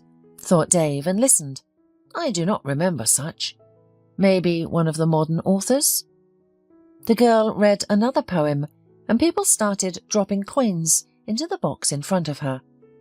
Wonderful poems, pronounced an elderly man. Bravo! The girl became embarrassed and lowered her head. She was dressed in an old sweater and faded pants. Her hair was braided into 2 pigtails and looked unwashed for a long time. After thanking everyone, she fumbled with her hands for a box, picked up a stick, and walked away. Is she homeless or what? Ran through Dave's head. However, she's going somewhere. Probably she has a place to live. Dave didn't really want to think about the little girl, so he quickly stepped aside and walked around the square some more. He had almost walked to his car when his phone rang. Hello, honey, Nicole's voice sounded.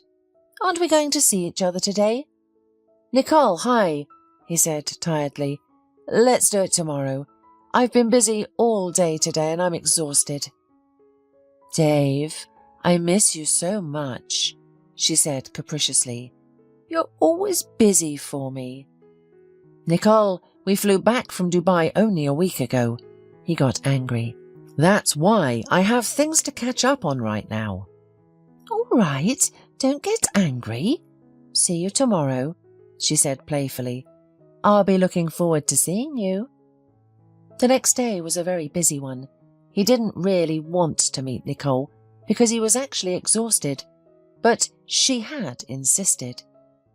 Don't you love me at all? She cried fake tears, sitting across him at the restaurant. I miss you so much, but you don't care about me. Nicole, come on, Dave said angrily. I've got so many duties. Do you think business works itself out? Dave, how about I move in with you? Nicole said cautiously. If we love each other, why do we have to live at a distance? The man looked at her and said, Nicole, I understand everything, but I'm not ready for that yet. But will it be bad for you? She persisted.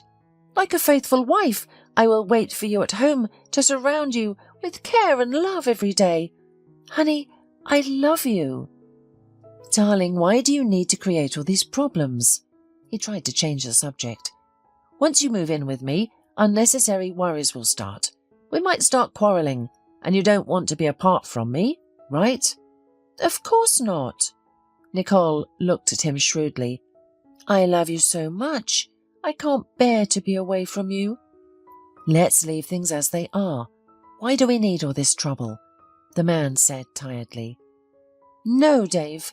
I want to be sure of your serious intentions. Nicole got angry. Choose. Either you propose to me or I'm leaving. Saying this, the woman stood up defiantly. I'm sorry, but I can't right now, Dave replied. Why all this drama? Without any words, Nicole turned around and went away. Dave sat a little longer in the cafe and called the waiter. He didn't like this whole situation. Maybe it's better for both of us. He sighed and left the cafe. He had grown accustomed to Nicole, and it saddened him to part ways with her, but he no longer wanted to continue this charade. How about taking a train ride? Dave suggested when they next met with friends. Dave, are you kidding? Maybe you're also suggesting that we go by car? Khalil got angry. Don't you have enough romance? Khalil, why are you so angry today? James looked at him in surprise. Did something happen to you? It's all because of you, Khalil muttered. You've made a prophecy. I wish you would just stay quiet. What happened? Tell us finally, Dave asked. Lillian is pregnant again, Khalil exclaimed. It's all because of you and your soccer team jokes. Khalil, that's great, congratulations, James rejoiced. What a fool you are. You have such happiness. And by the way, why are you worrying anyway? Dave laughed. You have plenty of money. Your children don't starve. They're all taken care of by governesses. Do you know how noisy they are? The man persisted. You can't escape from them. There are 10 rooms in the house, and they're everywhere. Well, that's true. They need to run and jump, James laughed. Don't you play with them? I do, replied the friend angrily, but not for 12 hours a day. I come home tired from work, and it's like a real menagerie. I don't know how the poor governesses and my wife handle them. I can only dream of such a thing, said James sadly. How I long for children. I wouldn't say no, even to 4. When Lillian gives birth, I'll give the baby to you, scolded Khalil. Okay, that's all clear. Let's return to our topic.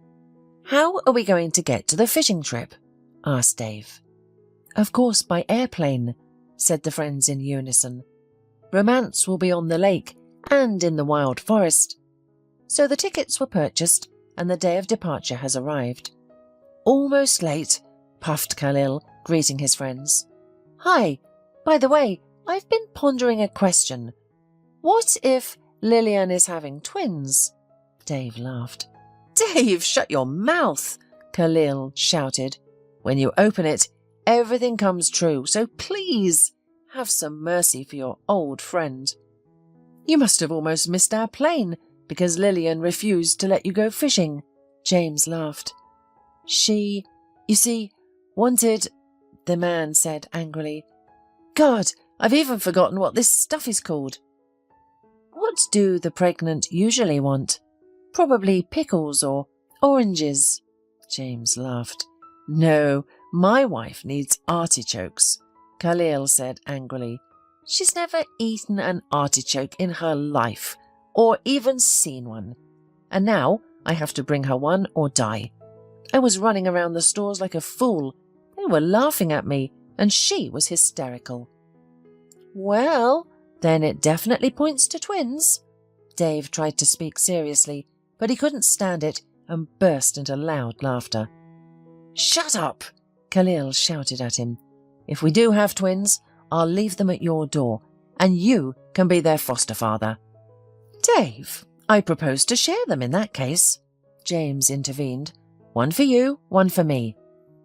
4 hours later, the friends were already in the wild lands, ready for their fishing. They planned to fish in the lake and then go to the river which flowed into the sea. If it weren't for these mosquitoes, Khalil grumbled, I would have escaped from Lillian here, but it makes no difference whether she eats me at home or they'll eat me here. But here you'll die a hero, Dave laughed. We'll give you a posthumous award with an inscription, Honour and glory to a father of many children. You're at it again, the man said angrily. I'm going to put you on the hook now. I assure you, I'm so nasty that not even the fish will bite me, Dave kept joking. No problem. We'll have to come up with something more tricky for you, Khalil muttered. I'll take your clothes off and tie you to a tree. You'll make a great treat for mosquitoes. It's not going to work, Dave replied. Have you forgotten that all women are crazy about me? By the way, only women mosquitoes bite, but they'll kiss me. They'll eat you alive, James taunted. Your flirting won't work with these. In such a merry mood, the friends spent 3 unforgettable days. They had one more day ahead when Dave's phone rang. Dave, why didn't you call me all this time? Nicole said through her tears. Didn't you say we were parting? The man said, perplexed. I can't live without you, she cried. I love you. Can we meet now? Well, I'm actually not at home, he answered calmly. We're on a fishing trip far away. And when will you be back? Nicole asked hopefully. Please come to me right away. We fly back tomorrow night, Dave replied.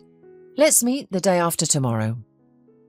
After that conversation, Khalil and James looked at Dave attentively. Probably all this time she was calculating your millions and realized that she couldn't let go of such a goldfish. James sighed. At first I thought it was just bad luck with my first wife, but when my second wife turned out to be the same, I started to think. So, when I married the third one, I only had a hope, which, of course, didn't come true. Are they all like that? Dave exclaimed angrily. But somewhere out there are women like Lillian and Julie. Why am I so unlucky? Dave calmed down. Khalil patted him on the shoulder. Your time will come, and you'll find your happiness. Maybe it'll be a woman you never thought of, but once you fall in love with her, you won't want to live without her. Is that even possible? Dave said quietly. I really want to love like that, but I can't. Maybe I can't love at all. Come on, it's all nonsense, Khalil encouraged his friend. It's just that you're surrounded by female hunters. Look for ordinary women. You know, it seems to me that even a little girl at the age of 10 dreams of riches. If you give them money, they'll spend it all in a month and then ask for more. I don't agree with you, James objected. Not all girls are the same. Here, if you like, we can even bet. Dave jumped up. I'll find someone, even the most ordinary or beggar, and I bet that she'll spend all the money at once. Okay, Khalil stretched out his hand. Let's make a bet. How much money are you willing to give? Let it be 100,000. Dave's eyes glittered. If you win, you give me a new car. And if I lose, then this very month you'll get married, James offered. Do you agree? All right, Dave laughed, but if I lose, which I doubt very much, I'll choose my future wife myself. It's a deal, Khalil said. When we get back, we'll start right away. We'll have some fun. Be sure that even a little girl can't resist my money. Dave winked at him. Probably you should offer the money to Nicole, James laughed. With her you won't lose for sure. No, Nicole doesn't count, the man protested. For the purity of the experiment, we'll choose an outsider. I'll have to think about that for a while. Dave was eager to rest after his return, but that same evening he received a call from Nicole, and they agreed that he would come to her house tomorrow at lunchtime. Dave, honey! Nicole ran out to meet him. Hurry, come in, I've been waiting for you. She looked wonderful. It was evident that she had put in significant effort, wearing a revealing dress and making a stunning hairstyle. There was wine on the table and delicious appetizers. Well, here's to reconciliation, Nicole said joyfully and poured wine into glasses. Nicole, I'm driving. Besides, I won't be long. I have to leave in a few minutes. Nicole was wary. She couldn't let him go, and tried her best seduction techniques. It seemed to her that she had almost succeeded, but suddenly Dave's phone rang. Yes, I'll be there soon, he answered someone. Nicole, I'm sorry. I have a little emergency at work. Oh, damn it, the woman shouted in rage when he had left. You're not getting away from me. I'll have you, Dave. Nicole had put in so much effort to ensnare Dave that she realized that it wouldn't be easy with him. Nicole had almost married a wealthy man before, but her friend took him away from her. Over the years she had become more calculating and acted cautiously. But Dave was a challenge. With him, she had to play the game of love for so long that she grew tired of it. She hoped that after the ultimatum, Dave would come to her and finally propose wholeheartedly, but she was mistaken.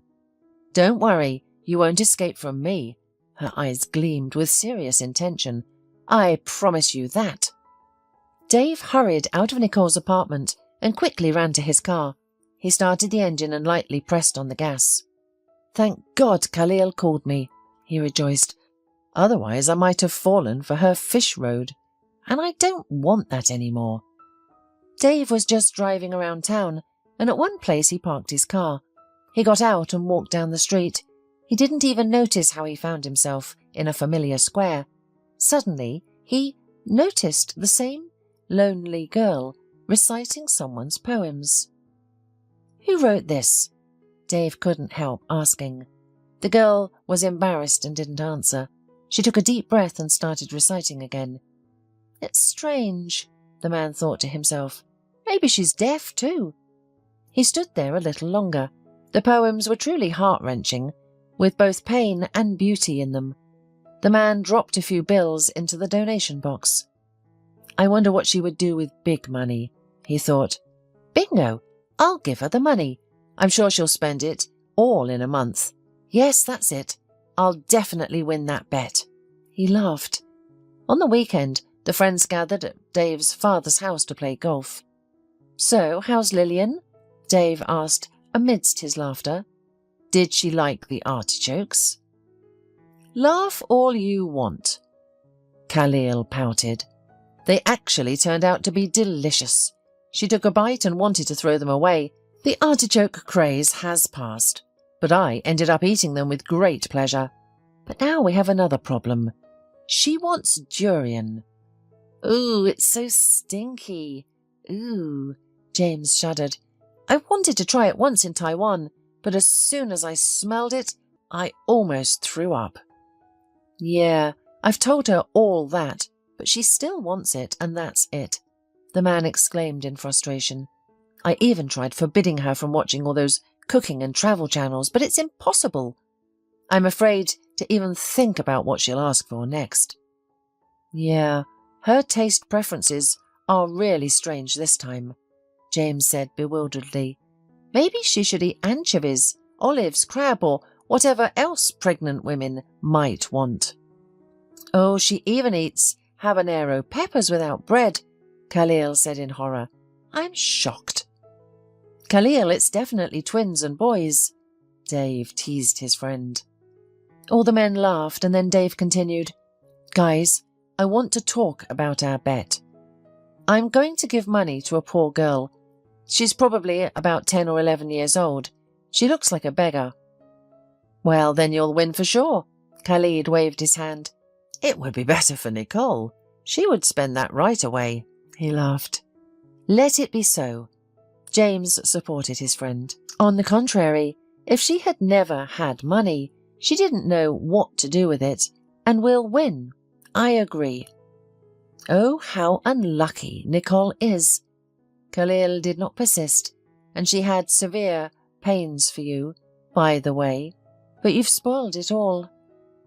"Yes, she wanted to seduce me the other day," Dave exclaimed indignantly.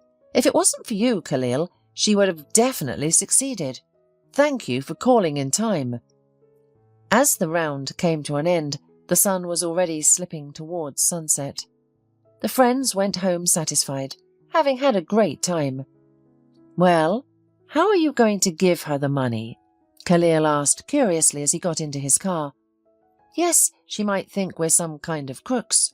We need to find a way to approach her, but not in a deceitful manner," Dave said calmly. "I'll tell her that I want to help her, that I've been listening to her poems for a long time, and that I like them. Let's approach her together first, and then we'll decide." It was Sunday, and people were walking around. Considering the danger of giving such money to a little girl, the friends decided to assess the situation first before deciding. Then slowly approached the square, where a few people were already standing and attentively listening to the child. "The performance is really impressive. Probably one of the classics," Khalil whispered. "Yeah, and she has a powerful voice that pierces the skin," James said. The beggar girl recited a few more verses before stopping. Someone clapped, and after expressing gratitude, they threw money into the box. The girl reached for water, took a small sip and rested.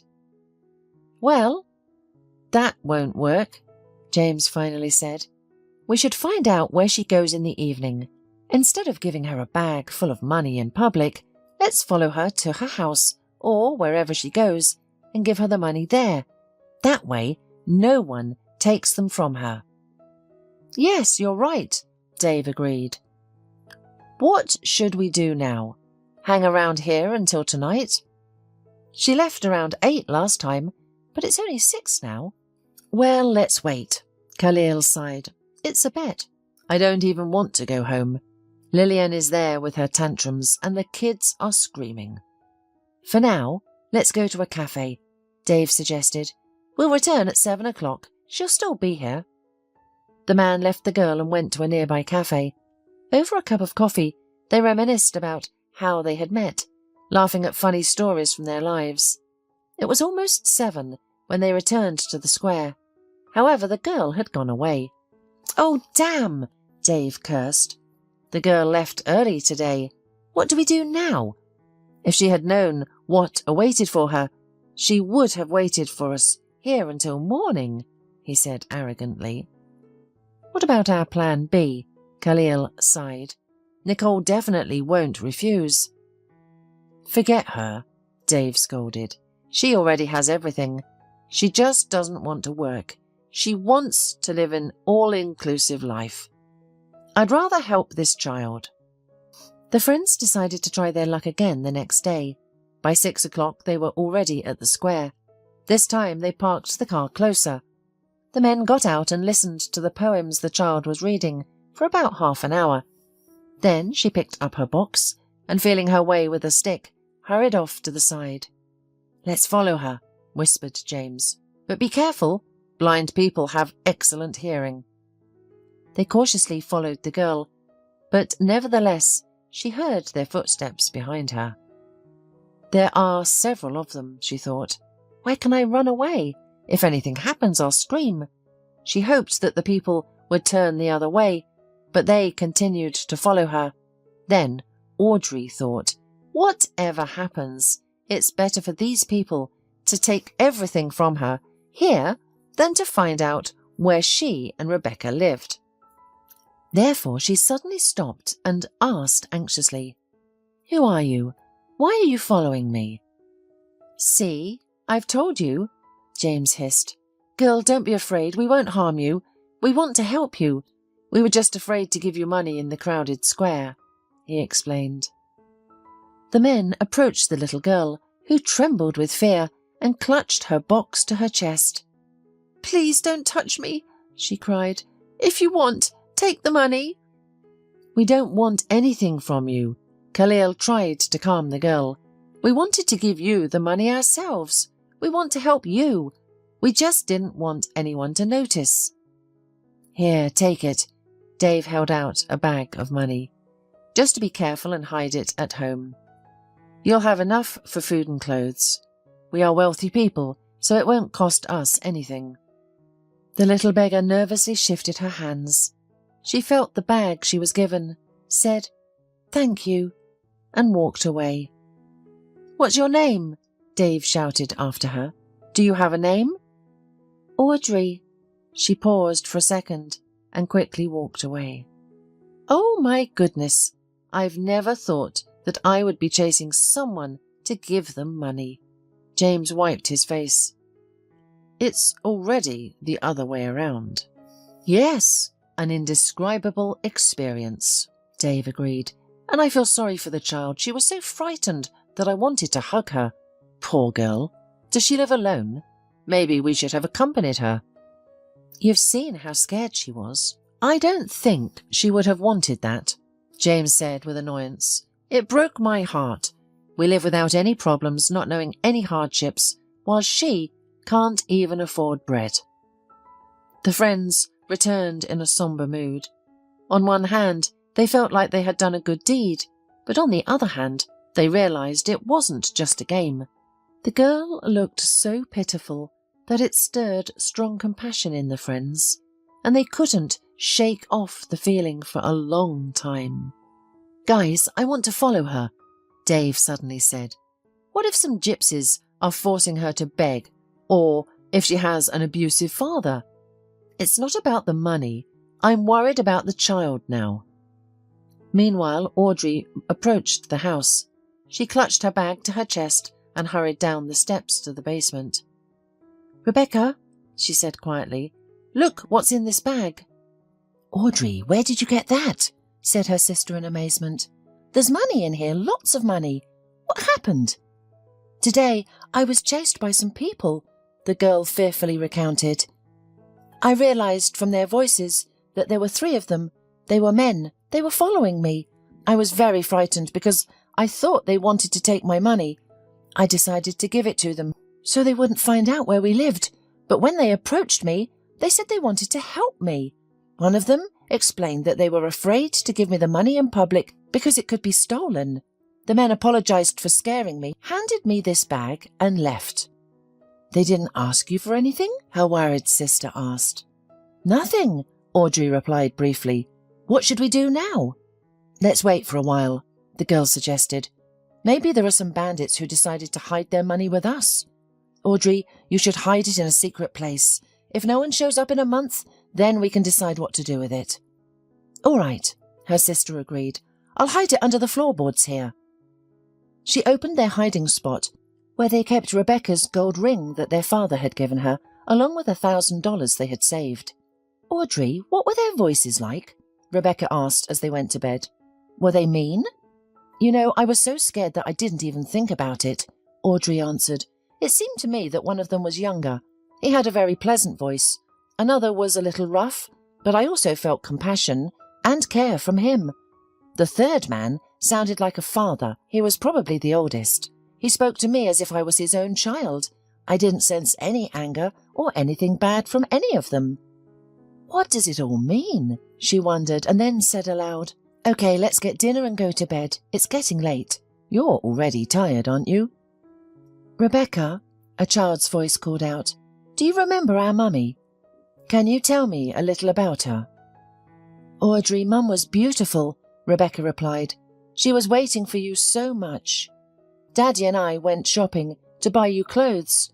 I remember really liking one outfit. It had beautiful butterflies on a white blouse and pants. We all really wanted you. Did Mummy see me when I was born? The little girl asked excitedly. Unfortunately, no, Rebecca sighed. She had fallen into a coma and never recovered. On the third day, Mum passed away. I wish I could have seen her, the child cried. But even if she were alive, I wouldn't be able to. Audrey, my dear sister, someday everything will change, and we will live in a big house again. She gently stroked the girl's head. Let's have faith in that, okay? Will we have a garden and swings there? Audrey began to dream. And I also want a dog and a cat. You will, you'll see, the girl said in a soothing voice.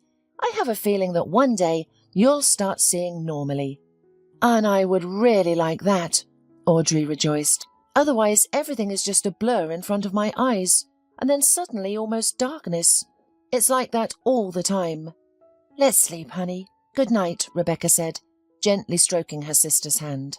She closed her eyes and tears trickled down her cheeks. She realized that she should be happy because spring had arrived and things would be easier for them.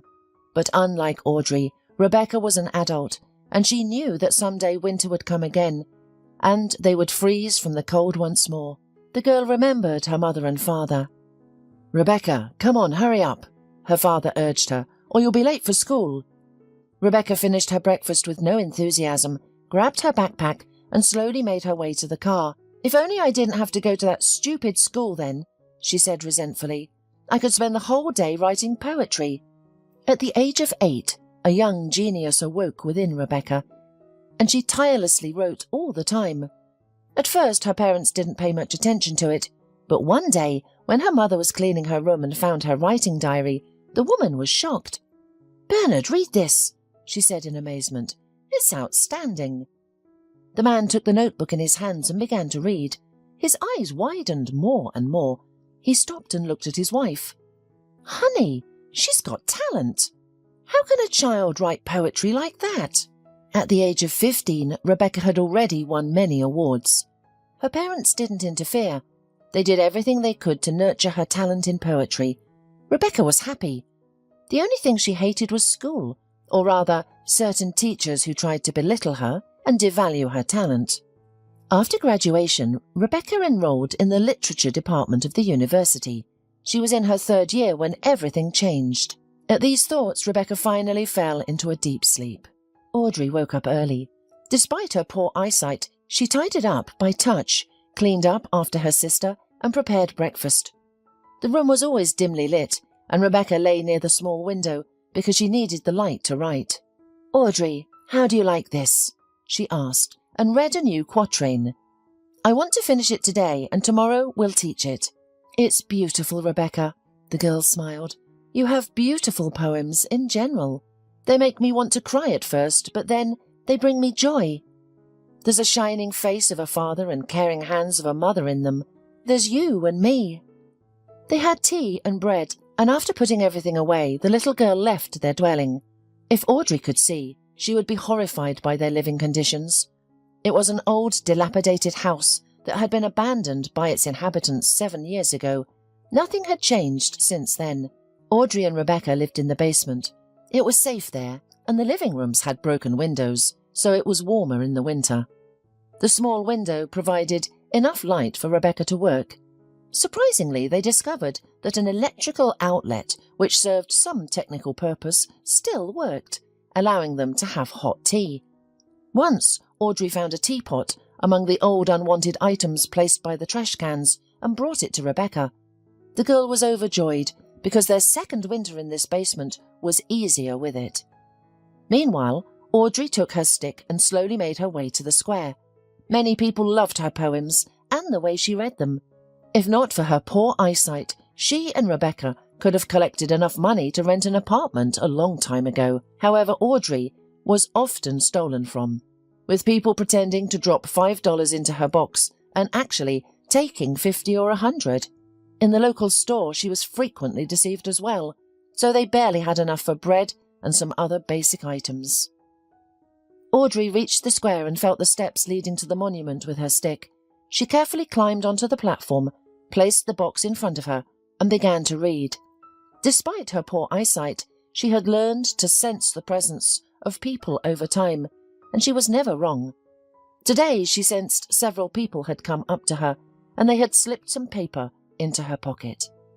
An hour later, thunder was heard, and it was obvious the rain was imminent. The girl took her box and sought refuge in her hiding place, the basement of a nearby building. The door to the inside was closed, but the steps leading down there were under a canopy, protecting her from the rain. The first thuds against the plastic roof were heard, and within seconds a downpour began. Audrey listened attentively to the rain, imagining her mother's voice behind it. Rebecca tried her best to replace her mother, but being unable to walk, she couldn't provide all the care Audrey needed. Someday I won't have to hide from the rain in old cellars, Audrey thought, because we'll have a home. Together with Rebecca, we will look out of the window and put our palms to the rain. The girl sighed. Her older sister said they had been homeless for over 3 years. Audrey hadn't realized how quickly time had passed. She vaguely remembered their house, but even then, her eyesight wasn't excellent. Eventually, her vision deteriorated, and the fragmented images in her eyes were replaced by almost darkness. She couldn't even remember her father's face, and there were only a few moments of his presence in her memories. The rain had stopped, and Audrey came out of her hiding place and wandered to the store. "Please give me bread, 4 sausages and a cookie." She handed the money to the saleswoman. "Here, take this." The older woman handed her the groceries. She quickly tucked a $100 bill into her pocket. "Will I get change?" The child held out her hand. "There's not enough here as it is. I gave you sausages at my expense," said the saleswoman, contrived. The girl thanked her and left. She was already approaching the house when it started raining again. Audrey was soaked.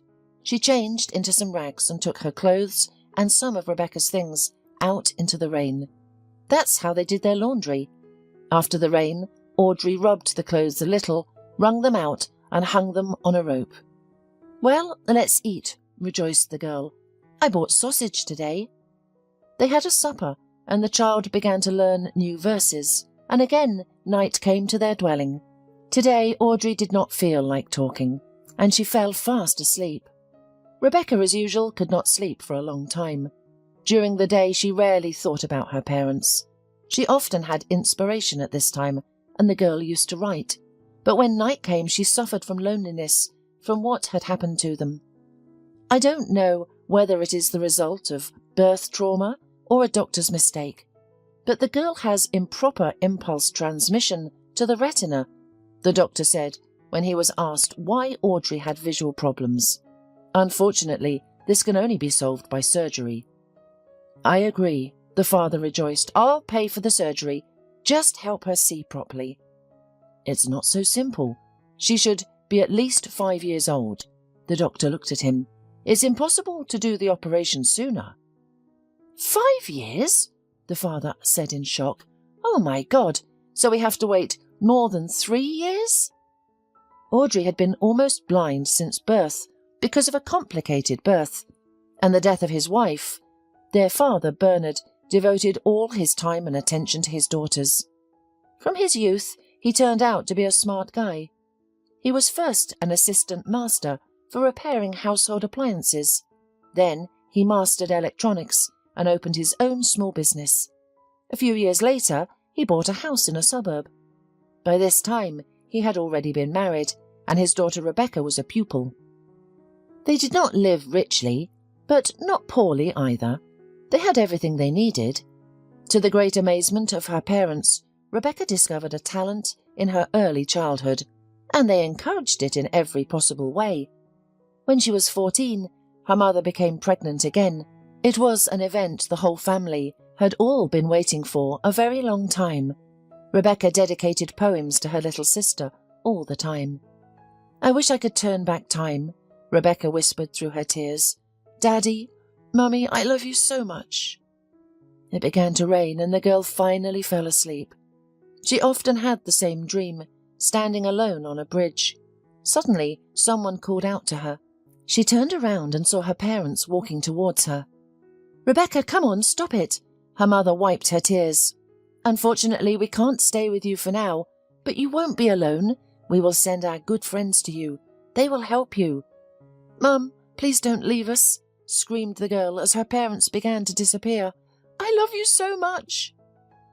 Your love will come back to you, daughter, came her father's voice. I know he's a good man. He'll take care of you. I've already told him that. Daddy! Rebecca ran after the ghosts. Who is he? The girl woke up and wiped the sweat from her face. Rebecca had had this dream so many times before. But each time she had strong feelings. Audrey, she pronounced, have you got up already? I'm here, Rebecca, came the child's voice. I thought I'd clean up while you were still asleep. I'll put the tea on now.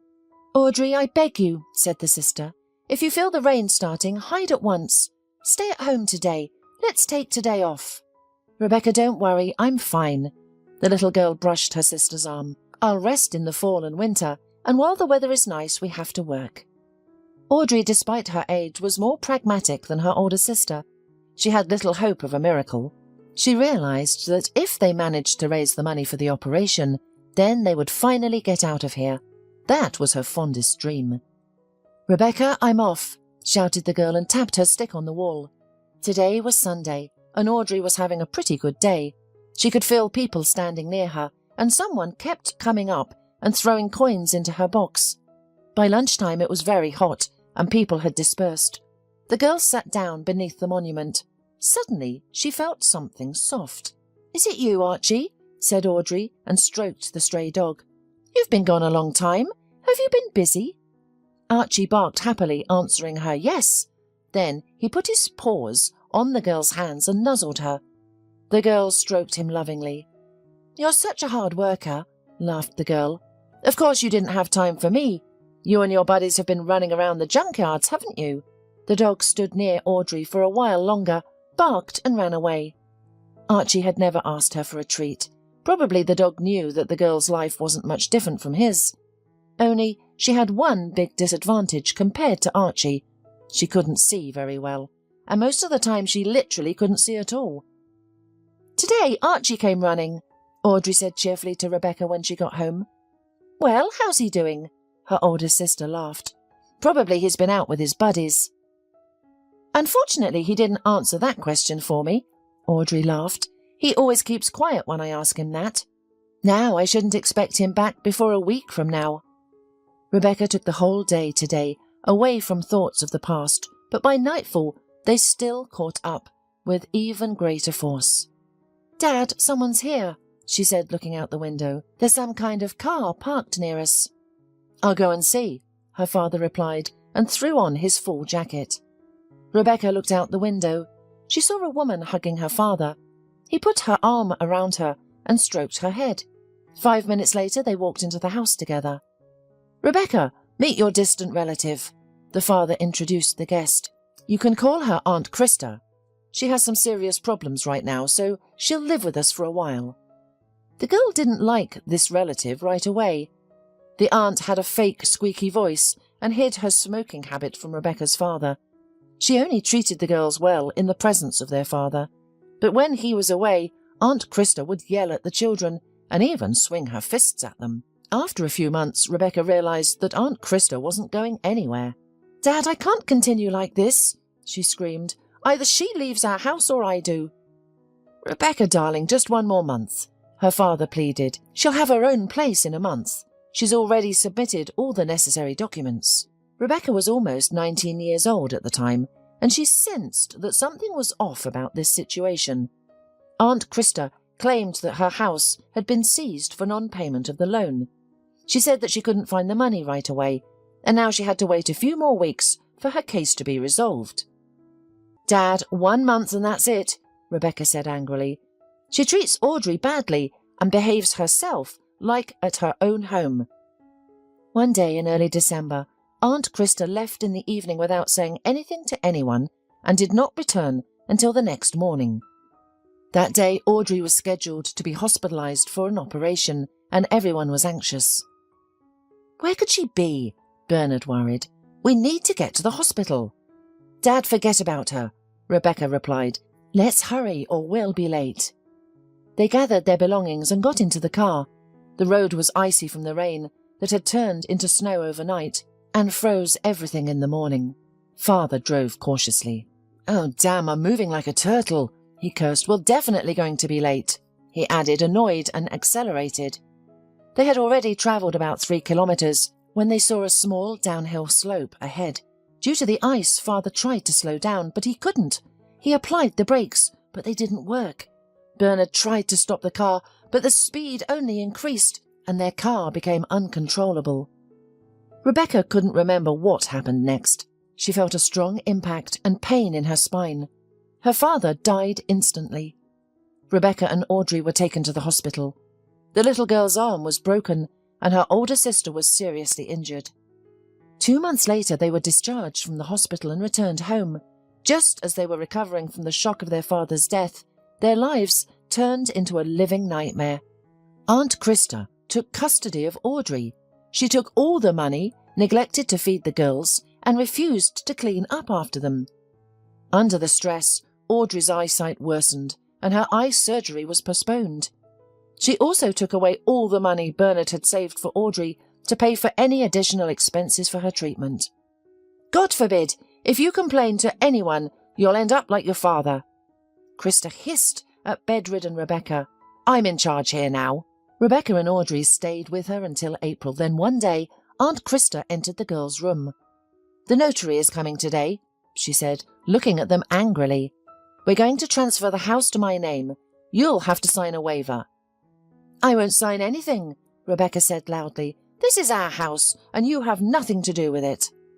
"Oh, is that so?" The woman's eyes narrowed. "Then I'll send Audrey to an orphanage and then poison you." "You wouldn't dare," the girl screamed. "You'll go to jail for that." "Fool, they haven't put me in jail for your father yet," she laughed.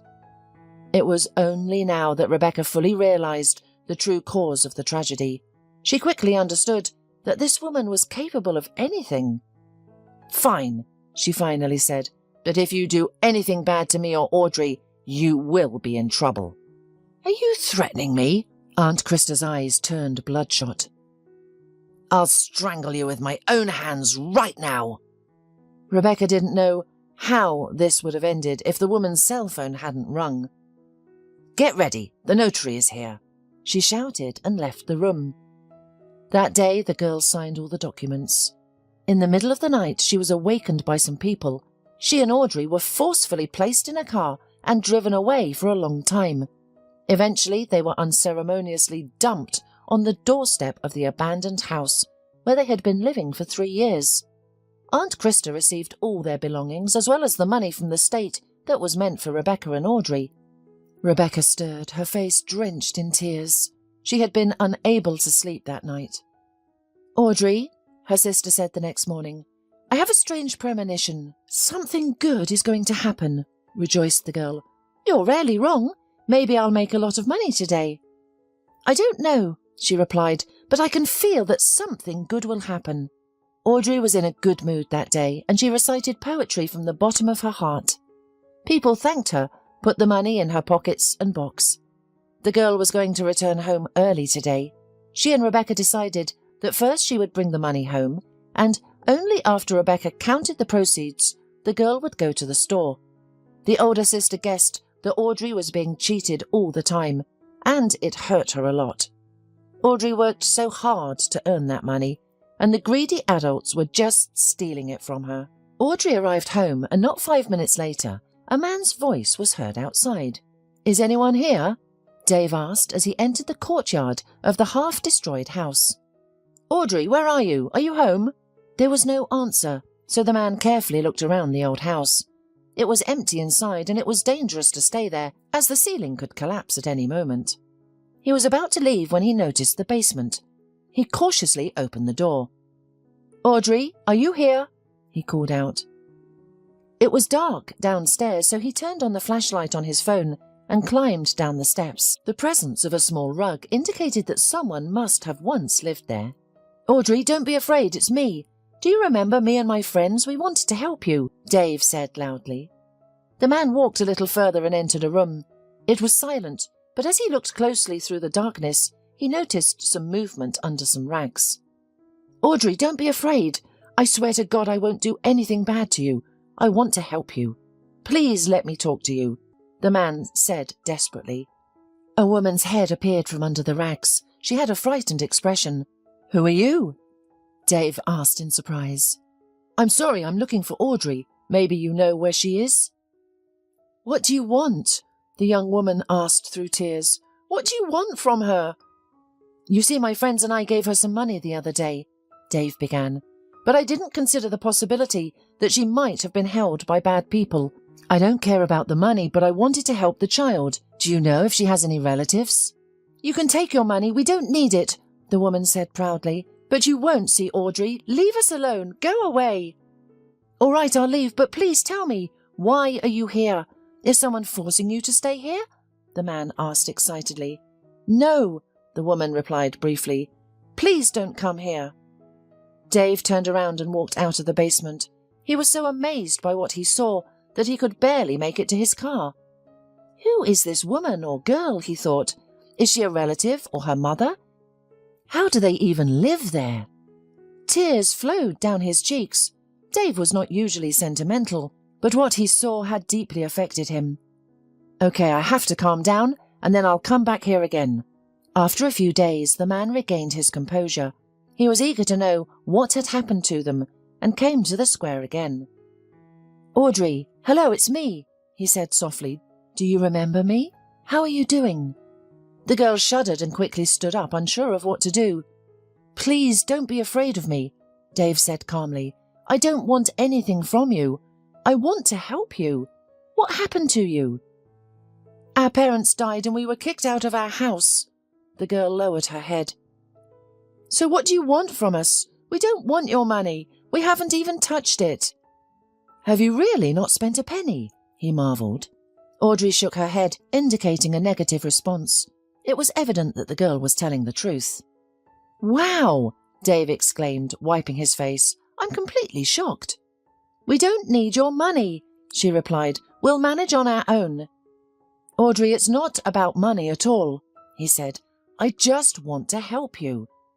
"Then take your money," the girl suddenly said, "and we can be friends." Dave was unprepared for this turn of events. He was simply amazed. "We don't need money to be friends," Audrey added. "I agree," the man finally said. "For the sake of our friendship, I am ready to take my money, but you must give me your word." "What word?" the child wondered. "You want me to do something?" "If we are friends now, will you let me visit and give you gifts?" "It's a deal," she said, extending her hand. "Now we are friends, and we will fulfill our obligations faithfully." Audrey happily walked back home. She heard her new friend walking to her left. They had agreed that today Dave would pick up his money. "Audrey, let me get something for tea," Dave asked the girl. She cheerfully nodded at him. They entered the local store. Seeing the girl accompanied by a respectable man, the saleswoman, who often underpaid the girl's change, perked up. "Good afternoon," she said cheerfully. "You must be a relative of this girl. I help her so often. If you need anything, come by. We're always glad to see you." "She seems strange today," the child said in surprise. "She never even said hello to me. At first, she even kicked me out of the store, but then she started serving me." "Well, you see what a good friend I am," Dave laughed. "With me, you won't have any more problems." "I'll go in first," Audrey requested when they approached her dwelling. "I'll explain everything to Rebecca, and then I'll call you." The girl left and was gone for a very long time. Dave was about to enter without an invitation, but then the cellar door opened and Audrey appeared. "Let's go. I told her everything," said the girl contentedly. "She is no longer afraid of you." Dave entered a room that was already familiar to him.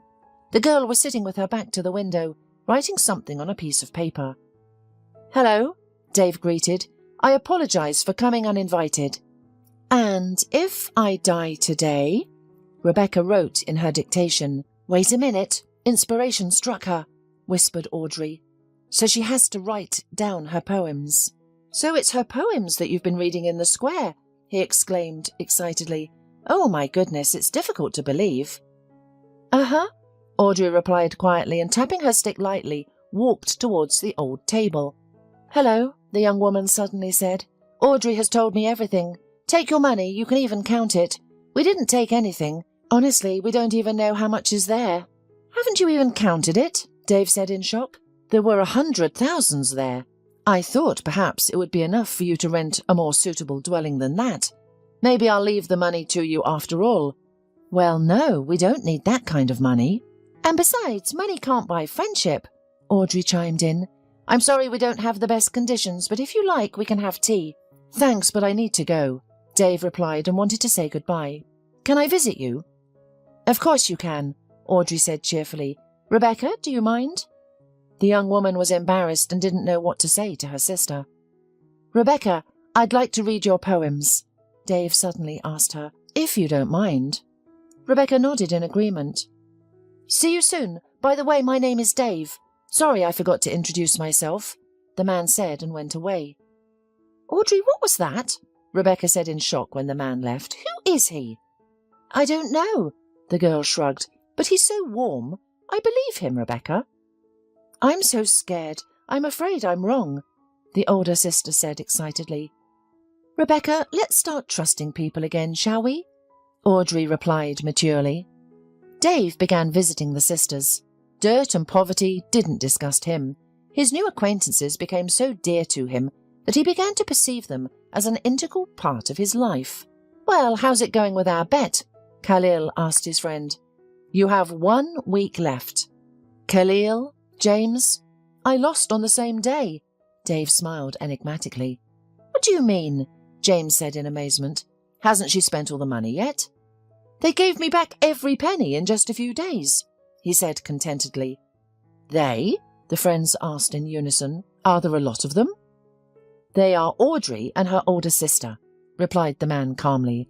The poem the girl reads is written by her older sister. Unfortunately, she can't walk. Her legs are paralyzed. What a thing! James scratched his head. Did they really not spend a penny? Yes, Dave said. I was shocked myself. Audrey offered me true friendship in exchange for my money, and I agreed. And I don't regret it one bit. I'm real friends with them, just like I am with you. And how old is the eldest? Khalil said with interest. Judging by your shining eyes, there's probably more than just friendship there. She's a little over 20. Dave blushed, but as pure as the blue sky. Well, it's all clear with you, James sobbed. Probably she's the best girl in the world. Well, I mean to you. Yes, Dave replied briefly. I think I've fallen in love with her. And for a long time. Maybe forever. Hallelujah! Khalil raised his hands in the air. Did it really happen? Guys, I don't know what to do, Dave said suddenly. How do I get them out of the basement? They just might not agree. What happened to them anyway? James asked excitedly. Their mother died during childbirth. The girl suffered a birth trauma and has been visually impaired since birth. She was not allowed to have surgery until she turned 5 years old. However, by that time, her father's half-sister had moved into the house. Or rather, she was nobody at all to him. His mother married an alcoholic like her, and then he revealed that he had a daughter, Krista. For years, that daughter lived her life. When her house was foreclosed, she remembered that she once had a so-called brother. From what I understand, this woman staged an accident and tampered with the brakes of the girl's father's car. The man died on the spot. I think she expected to inherit everything after the death of all the family, since she was the only one, albeit very distant, claimant. However, it didn't work out, so Aunt Krista made Rebecca sign a waiver for all the property, threatening to poison her and put Audrey in an orphanage. Oh my goodness, is that really possible? James exclaimed. It's like watching a thriller. Why wasn't she put in jail? It's obvious. James, they didn't want to deal with it, Khalil sighed. They simply wrote that the brakes failed due to technical reasons during the trip. Do you know how many cases like this happen? They only investigate when the person involved is famous or there's money involved, or when relatives constantly hound them. Well, Dave, James sighed. Shall we take them away? I'll ask Dr. Callan to examine the girls. If they don't want to live with you, we'll find them a simple apartment. You should be accurate with them, otherwise they'll run away from you. It's not easy to return the victims to normal. Talk to Rebecca, James suggested. Tell her everything as it is. If she also cares about Audrey, she will agree. Yes, you're right. By the way, I lost the bet, and I have to get married in a month, the man said calmly. If anyone will be my wife, it will be Rebecca. With Nicole, I want to finally break off the relationship. Frankly, I'm fed up with her. Yes, that's the right decision to leave that gold digger, Khalil replied angrily. That woman is cunning. Khalil, I don't care about her. His friend waved his hand. I need to think about Audrey and Rebecca. By the way, have you told your parents anything yet? James asked curiously. Yes, I talked to them yesterday, Dave answered. My dad is shocked, of course, but he doesn't mind. Mum, in general, wants to take them in. The friends agreed that in a few days, Dave would offer his help and a new place to live to Rebecca and Audrey. That day, the man was very excited. Dave, I'm so happy they've come, Audrey shouted joyfully upon hearing his voice. Rebecca is waiting for you. She's written a beautiful poem about you. Dave felt very embarrassed this time. He didn't know how to explain everything. He lacked the courage, and after half an hour he left. What an idiot! He scolded himself getting in his car. I'm such a coward. I can't even look at her, and my friends call me an experienced hunter. Engrossed in his thoughts, he didn't notice that someone was watching him closely from afar. What was he doing there? Nicole asked herself in amazement. It's so creepy. Is he mingling with the homeless? When Dave's car drove away, Nicole cautiously entered the basement.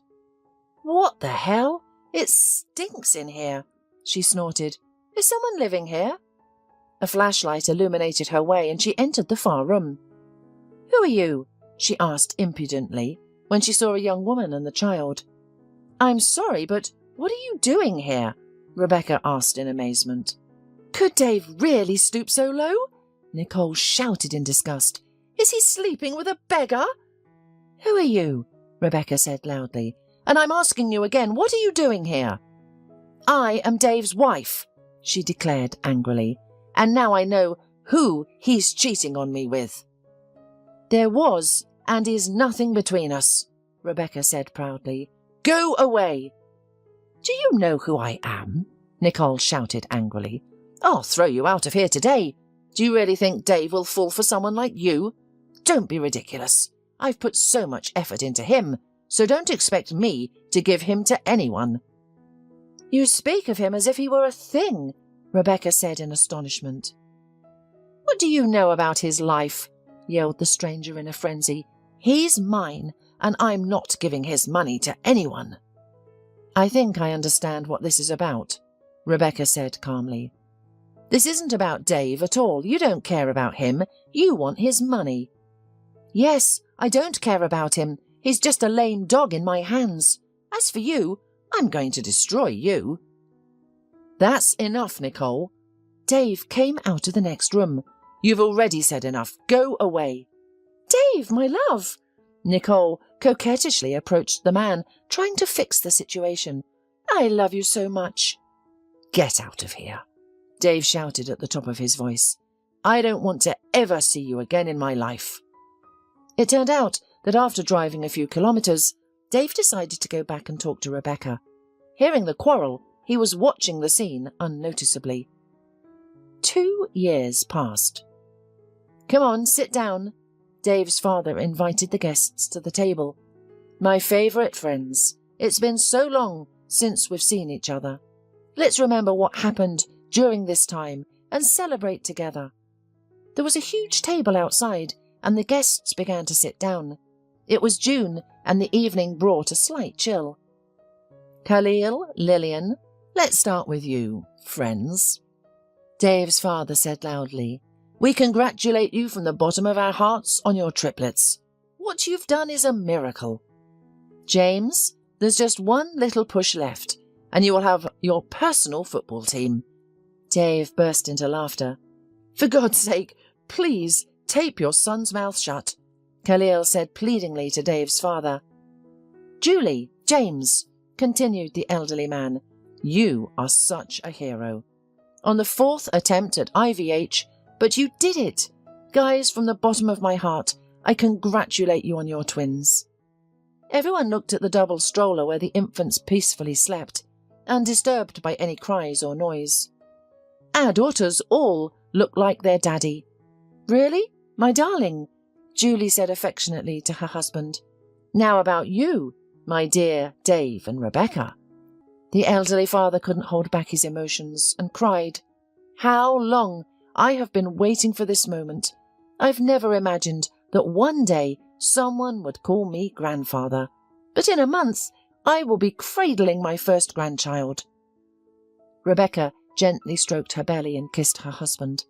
Unfortunately, she still had a limp in one leg from the surgery and walked with a stick, but it did not affect the baby in any way. But that's not all. After taking a sip of water, the master of the house continued, "Friends, one of the best publications in our country has published a book with Rebecca's poems. My girl, they are outstanding." The man approached his daughter-in-law and kissed her hand in appreciation. "All the best things I've written have come after meeting Dave," she said. "He is both my inspiration and my guiding star." And finally, Dave's father said after a brief silence, "Excuse me, I can't help but praise myself. Audrey, come here." The girl was playing with Khalil's children and quickly ran up to the adults. "So, ladies and gentlemen, allow me to present the winner of the junior golf competition," he proudly announced. "Audrey took second place. She is my hope and joy. I have never met such a talented child. To achieve such a result in just a year, she has already beaten me several times. Audrey doesn't just love golf, she adores you too," Rebecca laughed. "If only you knew how she prepares for your lessons." In those 2 years, the girl had undergone 3 surgeries to restore her eyesight, and the doctors were waiting until she turned 15 to observe her during her teenage years. Only then could they say that Audrey was completely cured. Dave was looking at everyone with joyful eyes. He had already become so accustomed to his new life that he no longer understood how he had lived before. "Who would have thought that because of our stupid bet my fate was decided?" he thought. "Back then I was like an arrogant boy who looked down on ordinary people. I believed that money made all the difference, but I'm so glad I was able to change. Now I have a long-awaited family, and most importantly, I realized that I am capable of true love." Alan entered his office, which had become his second home during his years of working at the hospital. Here he always felt in his place. Alan's work was challenging, but interesting and incredibly important. He had now become the head of the neurosurgery department at the Children's Hospital, but he had started as an ordinary surgeon. Alan remembered his first solo operation vividly. His heart was pounding and his hands were trembling as he stood in front of the operating room. As a young doctor who had just finished his internship, he was afraid of making a mistake. It felt as if the 8 long years of study had been in vain. He questioned his ability to perform surgery and doubted if he had the courage for it. However, as soon as he stepped into the operating room, his anxiety vanished. Before him lay an 8-year-old boy who had been in an accident with his parents. The adults had minor injuries, but the child had a serious head injury. He had a hematoma in his head that needed immediate removal to prevent catastrophic consequences, and only Alan could help the young patient. At that moment, the young surgeon felt a surge of confidence. The fear had dissipated, replaced by a clear plan of action in his mind. The team awaited his instructions, and with a nod, they began the operation. They worked together seamlessly, like a well-oiled machine. Everything went smoothly, just like in a textbook. The boy recovered quickly after the operation. Alan often smiled as he observed the little patient running around the hospital corridors with other children. The child had a long and happy life ahead of him. It was a relief to see that, but the thought of what could have happened was terrifying. Alan often wondered, what if that first operation had been a failure? Success in surgery was not always solely in the hands of the doctors. With more experience now, Alan knew that sometimes the gravely ill could be healed, while others, with seemingly less critical illnesses, would sadly pass away. The reasons behind these outcomes remained a mystery. Perhaps higher powers had their own plans for each individual. Alan quickly gained recognition as a talented young surgeon. It was flattering, of course, but the true joy came from the sincere gratitude of the young patients and their parents. When he looked into their happy eyes, Alan felt a warmth and lightness in his heart. He knew that he had a purpose in this world. Of course, there were also tragedies. Sometimes Alan could foresee the unfortunate outcomes in advance. Each time, it shook him to the core. However, he understood that he had done everything within his power. The young surgeon preferred to give his patients a fighting chance, even when other doctors had given up on them. He took on the most difficult and seemingly hopeless cases. Sometimes he succeeded in helping people, but sometimes, unfortunately, he couldn't. Nevertheless, Alan fought for each of his young patients until the very end, so that he wouldn't be tormented by guilt and regret. Alan didn't remember every patient, but some of them had left a lasting impression on him. It wasn't always the complexity or uniqueness of the cases that defined his memory. Rather, it was the personal connections that formed between the doctor and the patient during their treatment. For example, Alan would never forget Brenda Smith. The girl had been brought to the hospital from a distant district when she was almost 10 years old. He vividly recalled the moment he first saw her.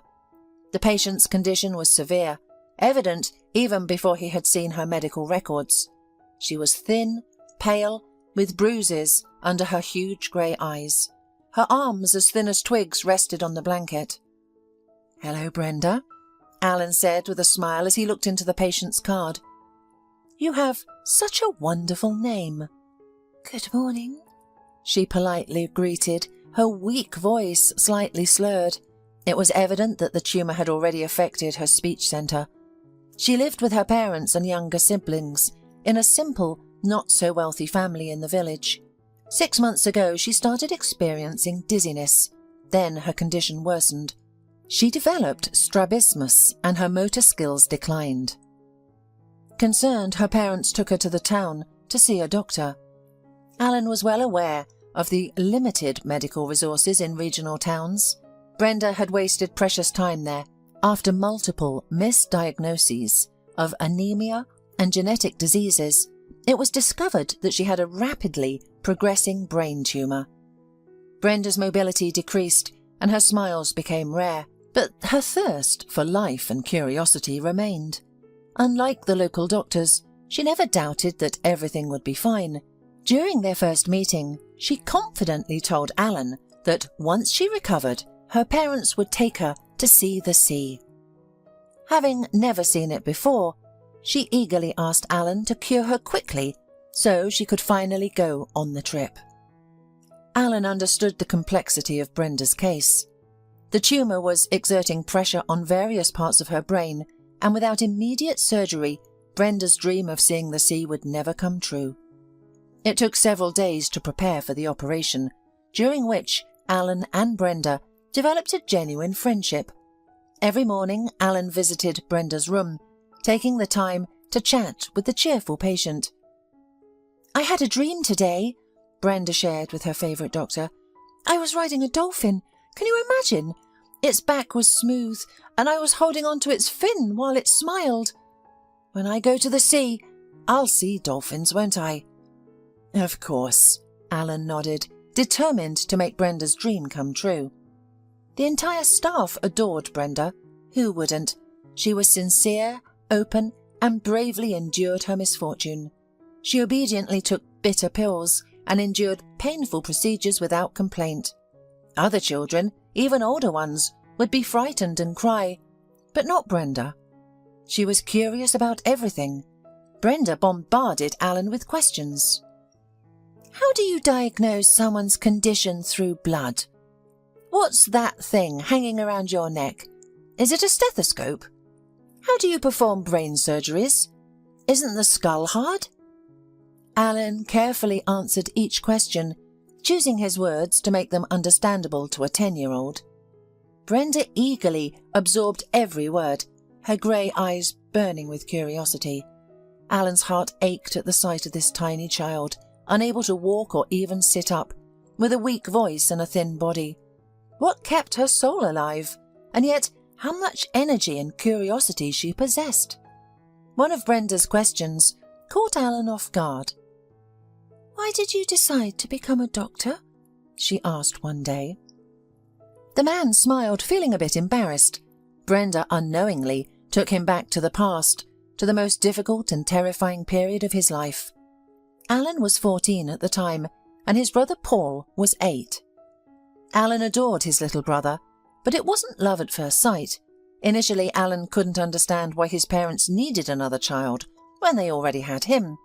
He was a perfect child, excelling in his studies, keeping his room clean, and obeying his parents.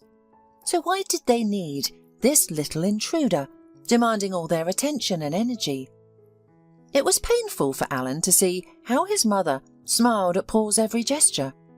"Oh, he's smiling. That's so cute. Look, Paul turned over on his tummy by himself. Paul is already holding a rattle in his hand." Alan was fed up with his mother's adoring reactions to every little gesture of his brother. So what if he can hold a toy? Alan, who had won first place in a school race, felt ignored by his parents' lack of praise. The baby's cries irritated him to the core. Alan, who used to enjoy spending time in his cosy room with books, found himself avoiding his home and instead running around with other boys in the yard to escape the sound of his brother's wailing. It seemed like Paul had taken away his previously happy life and his parents' attention. But as Paul grew up, everything began to change. The little boy started to look up at Alan with a gaze filled with trust and admiration. At first, Alan tried to ignore it, until one day Paul burst into tears when his tower of cubes fell apart. Alan fixed the situation, not out of pity or love for his brother, but simply to prevent his crying.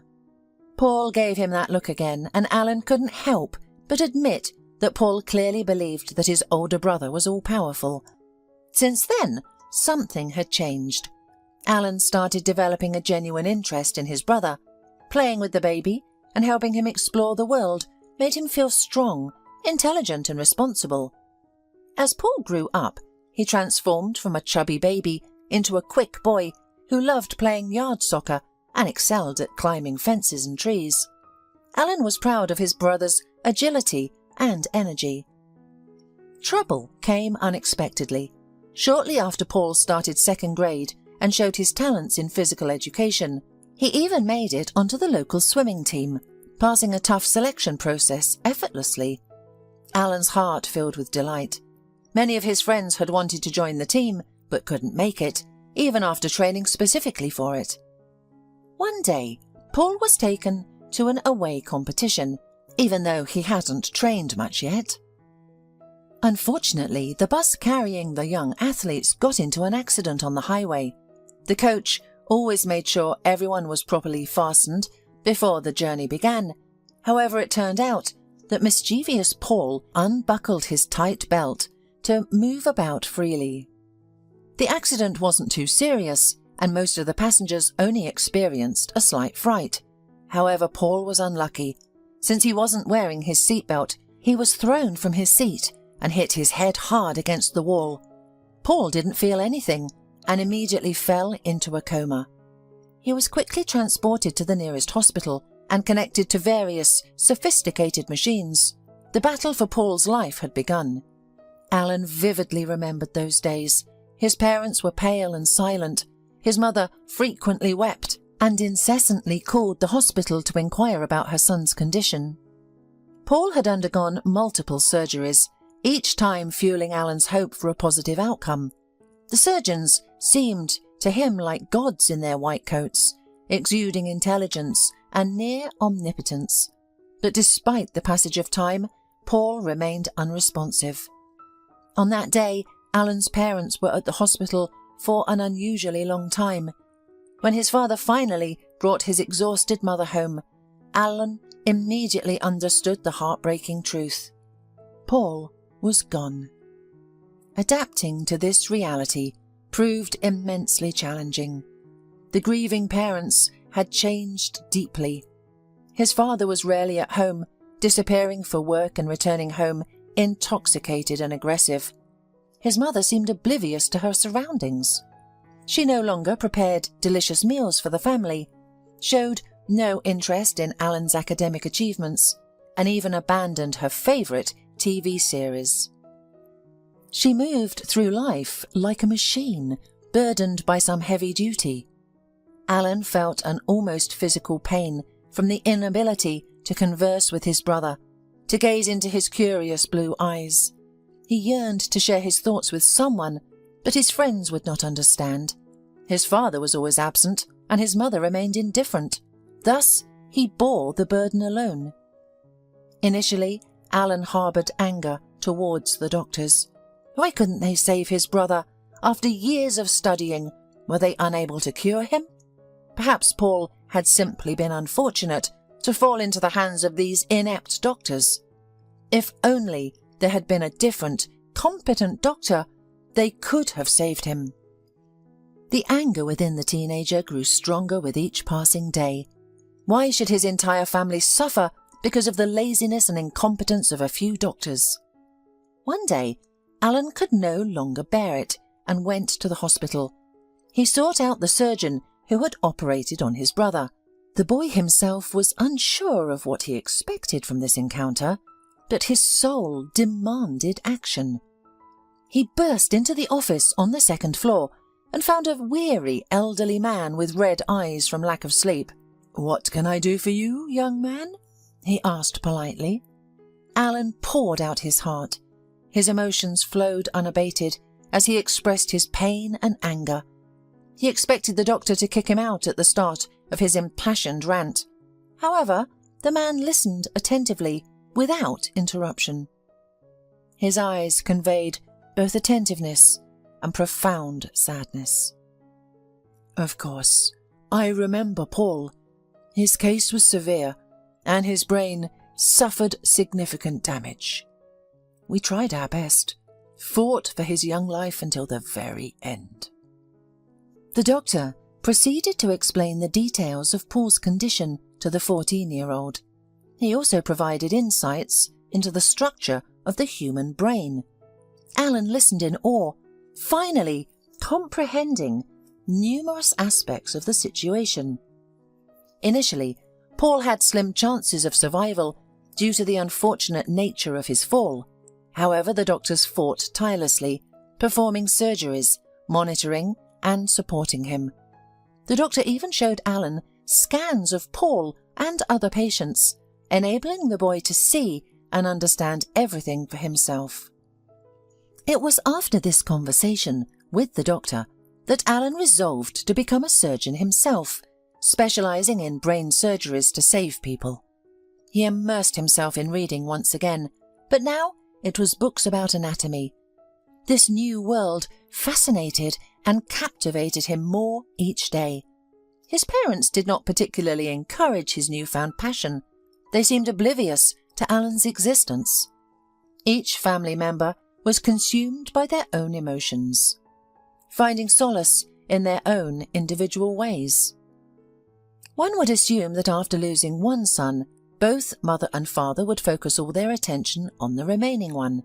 However, they unexpectedly became completely indifferent towards Alan.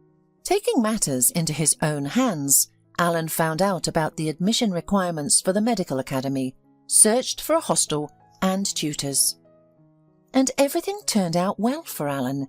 He successfully enrolled, relocated to the capital, commenced his studies, and eventually began working. His parents appeared to rejoice in his successes, but their grief still consumed them. Years passed, yet little had changed. Alan attempted to convince his parents to seek help from a good therapist. However, they refused, assuring him that nothing was wrong with them. Alan reconciled. After all, they couldn't be taken there using a leash, could they? Alan did not share any of this with little Brenda, but she was still waiting an answer to her question, why he chose the profession of a doctor. "Well, I really wanted to help little children." The man finally found his voice. "I want you to run, jump and be carefree again. You enjoy having fun, don't you?" "Of course," the girl smiled. "When I can walk again, the first thing I'm going to do is have a big frenzy of screaming, jumping and catching up." "That's a wonderful plan," Alan approved. He promised Brenda that everything would be all right. What else could he say when she asked? However, in reality, her condition was severe and the prospects were rather bleak. Alan truthfully informed Brenda's parents about the risks involved in the surgery. They listened calmly without shedding tears, having hysterics or making threats. Aggression? This was not uncommon among parents of challenging patients, and Alan understood these mothers and fathers. Years ago, he himself stormed into a doctor's office in a fit of rage. People who are losing or have lost a loved one always seek someone to blame.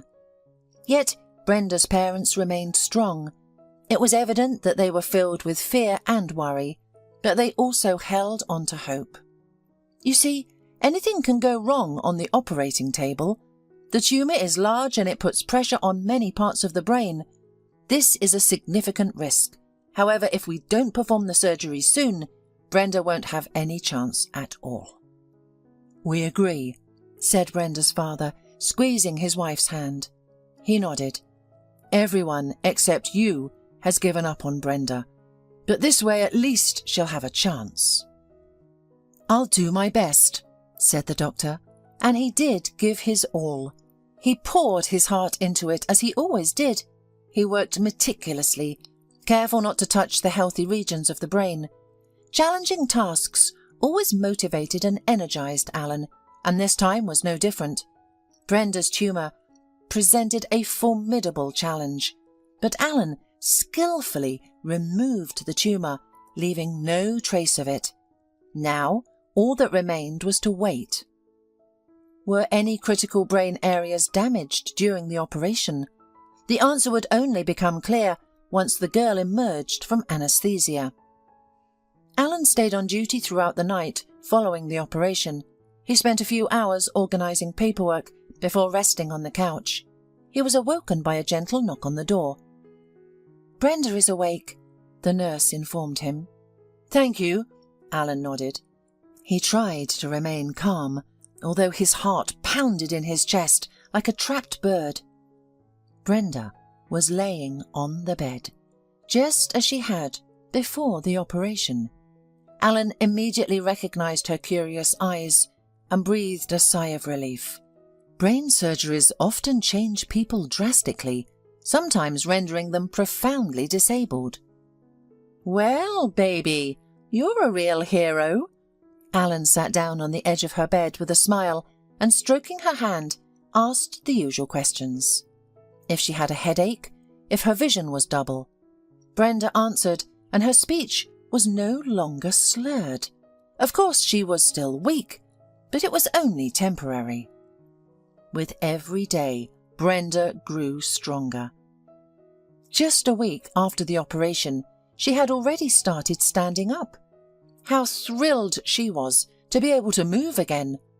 Brenda had spent months confined to her bed, and now she could move freely. It was nothing short of a miracle. "I can run, jump, dance!" The little girl shared her joy with Alan. "And when my mum and dad take me to the sea, I'll learn to swim there, and maybe even swim with a dolphin, just like in my dream. Oh, I didn't tell you. I I dreamt about a dolphin while I was under anaesthesia. I wasn't even the least bit afraid of it." Alan smiled. "But be careful not to run too fast. You're not ready for that yet." "But I want to," argued the girl. "Your corridors are so long and wide, it's as if they were made for running." Soon Brenda made friends with children from other wards and became their little leader. Alan would scold her occasionally, just for the sake of maintaining order, but in reality it was good for Brenda. A moderate amount of activity accelerated her recovery. After the operation, Brenda needed to work on her finger dexterity, and children's arts and crafts were perfect for that.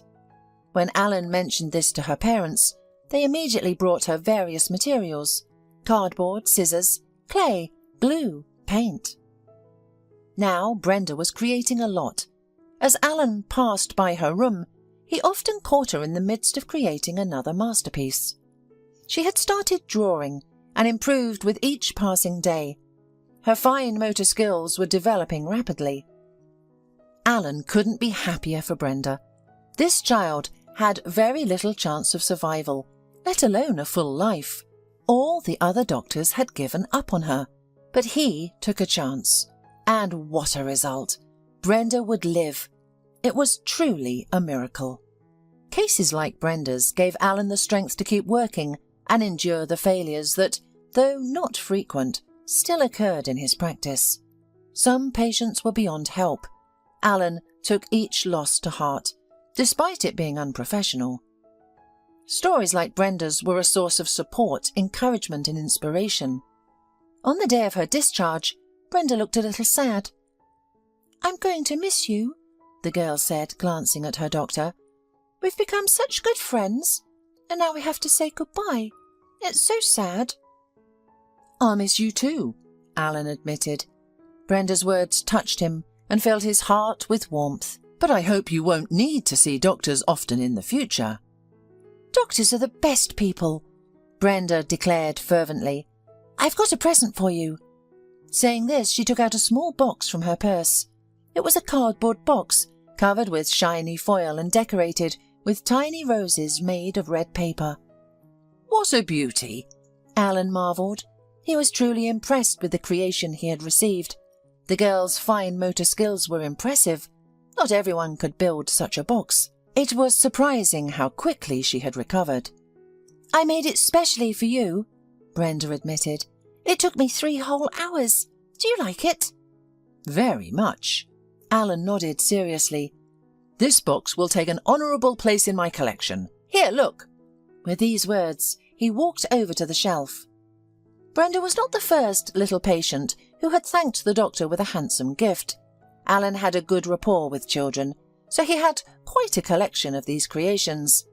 He kept the children's creations carefully and cherished them. The little patients put so much effort into pleasing him. These cute things had a special energy. Alan placed Brenda's box in the very centre. "Well, good luck to you." Alan smiled in farewell. "We'll see each other again some day," Brenda promised. "Better not." These words Alan uttered when the door had already closed behind the girl and her parents. If they saw each other again, it would mean only one thing.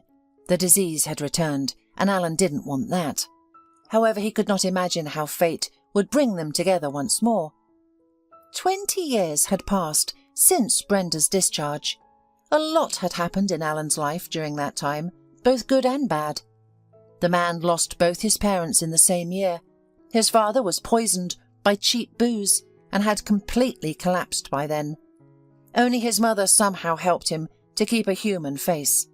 Alan had tried many times to treat his father, putting him in hospitals, but it was all in vain.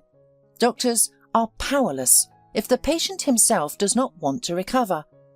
And his mother had a heart attack soon after her husband's funeral. Alan realised that both parents had never coped with the loss, could not move on, and even Alan couldn't help them. As for Alan believed that it was his work that pulled him through. Every child's life he saved, he mentally dedicated to his brother. That's probably why the man was sure that Paul had come into this world for a reason. Thanks to what happened to his brother, Alan entered the medical profession and treated children. This thought was very supportive for the man. Alan felt the loss of his parents deeply. Even though they did not communicate much, the man always knew that they were people who loved him, always waiting for him and proud of him, and he was not ready to be completely alone in this world. During this difficult period in Alan's life, Debbie appeared. They met quite by chance at the birthday party of Alan's colleague. Alan noticed her at once, a tall, slender young woman with sad eyes, long wavy hair, thin hands with graceful fingers, high cheekbones, and for some reason, sad eyes. The man really wanted to unravel the mystery of this silent beauty. Why was she sad? Somehow, he was immediately drawn to her. Summoning his courage, Alan asked her to dance. Luckily, she agreed. It turned out that she was a cousin of Alan's colleague. The young beauty worked as an economist in an oil company. After leaving the party together, Alan and Debbie spent their time wandering around the city, sitting in cafes and getting to know each other through endless conversations. Soon they both realized that they couldn't imagine their lives without each other. Alan never expected to find someone so understanding, sensitive and loving, who could sense even the slightest change in his mood and knew how to cheer him up in any situation. Finding happiness in Debbie came as a complete surprise to Alan. Just holding her hand, looking into her eyes and seeing her beautiful warm smile was enough to make him feel completely happy. Alan eventually discovered the reason behind Debbie's sad eyes at the birthday party. Luckily for him, she had broken up with her boyfriend just the day before. Although they were already preparing for the wedding, Debbie caught the groom with another woman. Upon learning this, Alan silently thanked fate for such a gift. He and Debbie got married and fulfilled their dream of moving out of the city. They bought a wonderful house with a spacious garden, away from noisy roads and crowds. It was the perfect place to relax and unwind after work. The house had many rooms, and the couple planned to dedicate 3 of them to their future children. They both dreamed of having a large family. However, the first year of trying to conceive did not yield the desired results. The couple remained optimistic, knowing that it sometimes takes time. They felt like the miracle they were hoping for was just around the corner. But it didn't happen. The miracle did not occur the following year or in any subsequent year. Naturally, the couple sought medical advice and underwent comprehensive examinations. Debbie faced serious problems, and so years of treatment commenced. The woman dutifully followed all the doctor's prescriptions, never missed appointments, took medications, endured painful procedures and unpleasant examinations, all in the hopes of filling the empty children's rooms in their home. Yet nothing seemed to work. Alan was sorry for Debbie, and one day Alan decided to have a serious conversation with her. "Maybe that's enough? You are sacrificing yourself, wasting time and nerves and jeopardizing your health. I love you, and I don't want to see you suffer. Let's live for each other." "I love you too," Debbie smiled sadly, "and that's why I will give you a son. You'll see, everything will work out. I have a special intuition." Alan let out a heavy sigh, attempting once again to convince his spouse that she didn't need to endure such suffering for his sake, that her own well-being was what truly mattered to him, and it didn't matter to him whether she gave birth to a baby or not. But Debbie turned out to be right. Just a couple of months after that conversation, a miracle occurred.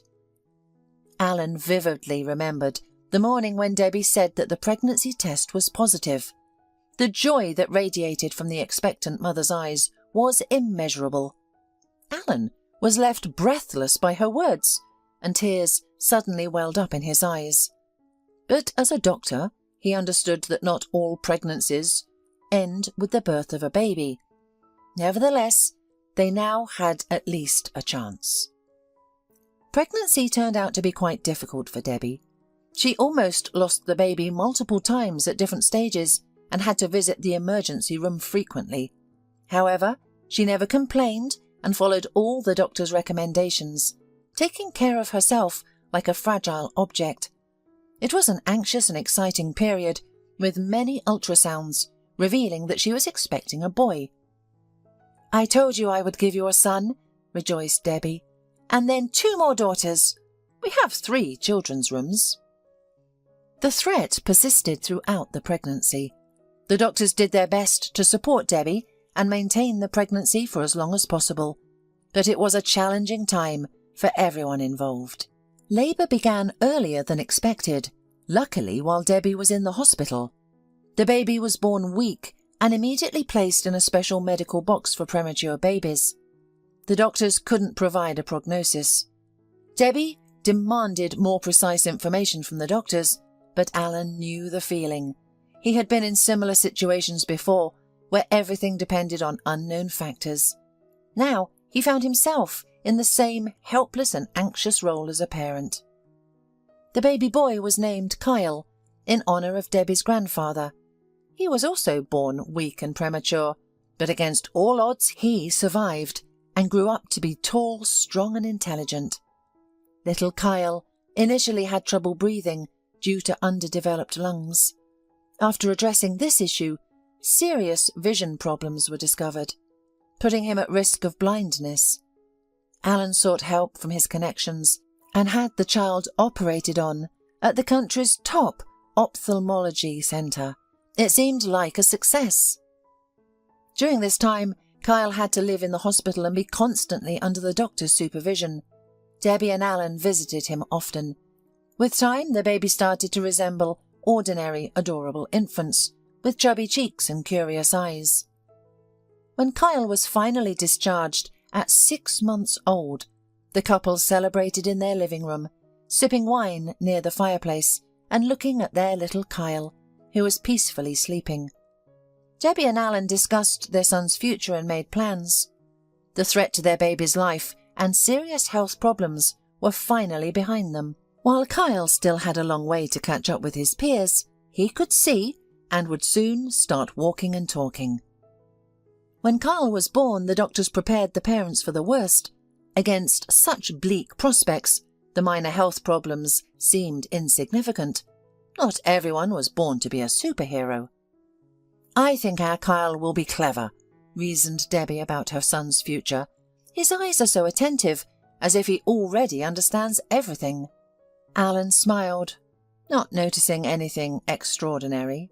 To him, Kyle was just a child. The most important thing was that he was alive and relatively healthy. Life continued as usual. Alan worked hard, as the number of patients seeking his expertise as a neurosurgeon didn't decrease. Debbie took care of their home, preparing delicious dishes and creating a comfortable environment. Alan always returned home with great joy, greeted by the enticing aromas from the kitchen, cleanliness, and the presence of his wife and son. This was true happiness. However, Kyle's situation was not so simple. The consequences of his prematurity continued to affect his health. He frequently fell ill, and not like other children who quickly recovered. Instead, Kyle was hospitalized 5 times with pneumonia before the age of 3. He grew up weak, pale, and often sickly. Sometimes Alan's heart ached with pity and tenderness when he looked at his fragile and vulnerable son. Kyle quickly got tired of playing with his friends on the playground. The other children ran around the square, engaging in noisy battles and laughing a lot. Kyle eagerly wanted to join in on the fun. However, his energy quickly depleted, and he would return to his mother or father on the bench. He would sit there for the remainder of the outing, watching his peers with longing. It was a sad sight. But Alan was confident that Kyle would outgrow this. After all, he had overcome many challenges since birth, and he would overcome this as well. Sometimes Alan and Debbie discussed having a second child. Initially, they had planned to have a large family. However, looking at Kyle now, they felt apprehensive. At least their son was not disabled, but there were so many risks involved. Debbie herself had a difficult pregnancy and was on the verge of collapsing multiple times.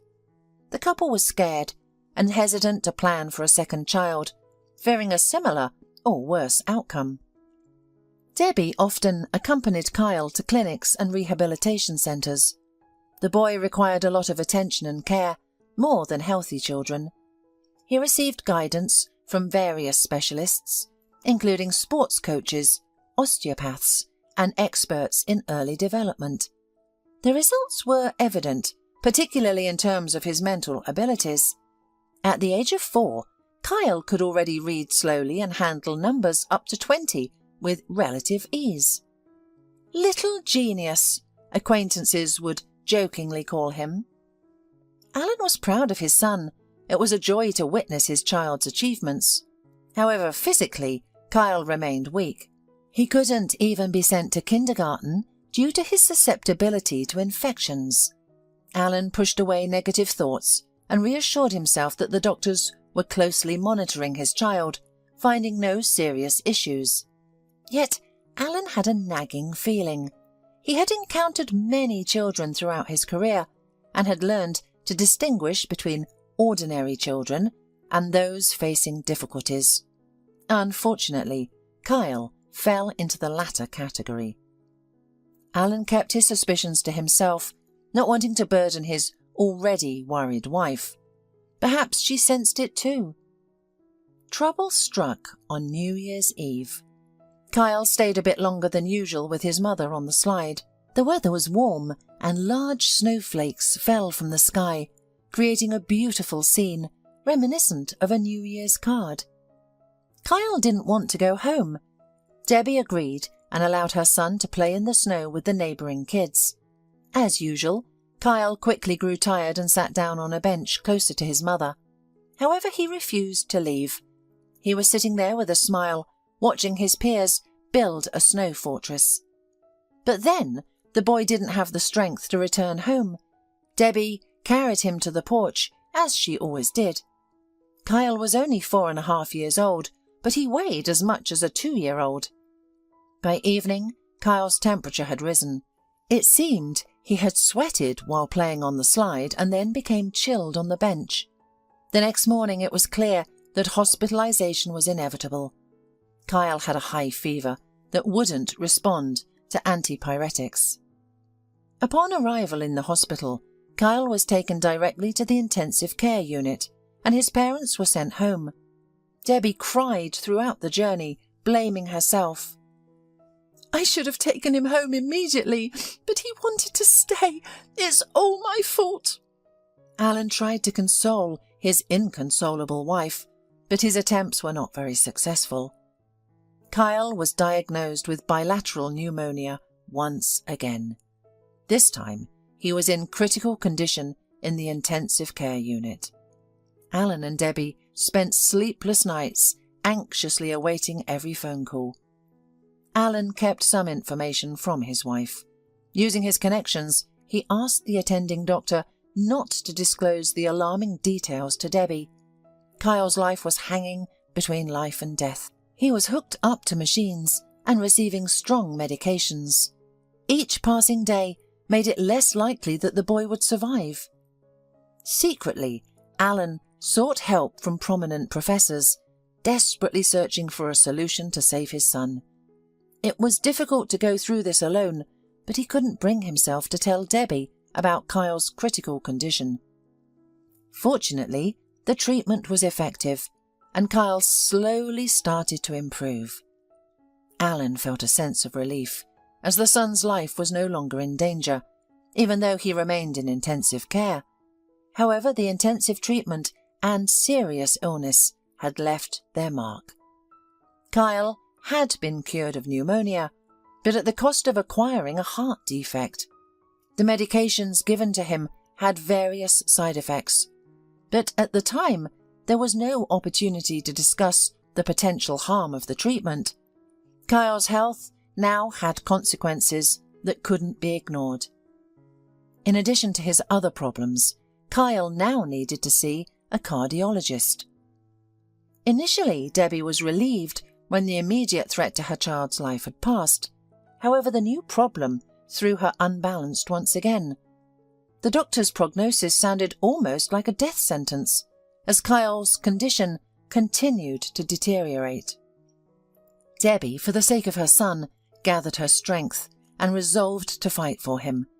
Alan admired her resilience during this difficult time. She had to stay by Kyle's side in hospitals, follow the doctor's numerous recommendations, and manage a strict schedule of physical exercises, medications, and constant monitoring of his heart rate. These responsibilities kept Debbie's mind occupied and prevented her from succumbing to despair. She was determined to move forward and fight for her son. Unfortunately, Debbie was unaware of the complete truth. Kyle needed surgery. It was a complex and lengthy procedure that had been postponed. Debbie believed it was because of her baby's weakness from the previous pneumonia. In reality, no surgeon wanted to take on such a high-risk case. Alan knew that the chances of Kyle surviving the long operation were slim. He had sent his son's medical records to various medical centres and clinics, even those abroad. The responses he received were all similar. Alan realised that without surgery, his son's condition would continue to deteriorate, and they, as parents, could only watch helplessly. Coming to terms with this reality was difficult. Though no one could provide an exact timeline, Kyle's life expectancy was limited. Maybe a year or two, but no more than 5. However, surgery was a tremendous risk for Kyle. It may not help, and could even hasten the end. The boy might not wake up from anesthesia, and the delicate manipulation of his small heart required the highest level of expertise. No surgeon was willing to take on such responsibility. Alan felt hopeless. Losing his son and fearing for his wife, he knew that if the worst happened to Kyle, Debbie would struggle to bear the pain. That evening, Alan was sitting in his office, trying to catch up on work after a long day. He didn't rush home since there was no one waiting for him there. Debbie was once again with Kyle in the hospital, ensuring he received supportive therapy. Unlike Alan, his wife still held on to the hope that everything would turn out fine. She remained unaware of the true severity of the situation. The letters on the report danced before his eyes, and he couldn't concentrate. Exhausted from the day and consumed by worry for his son and wife, Alan decided to call it a night. Before heading home, he would have a cup of coffee to keep himself awake during the drive. As Alan made his way to the coffee machine at the end of the corridor, he spotted Jonathan, a colleague and long-time friend from the cardiology department. Jonathan had done his best to help Alan during this difficult time, using all his connections. Alan was grateful for his support. "Hello."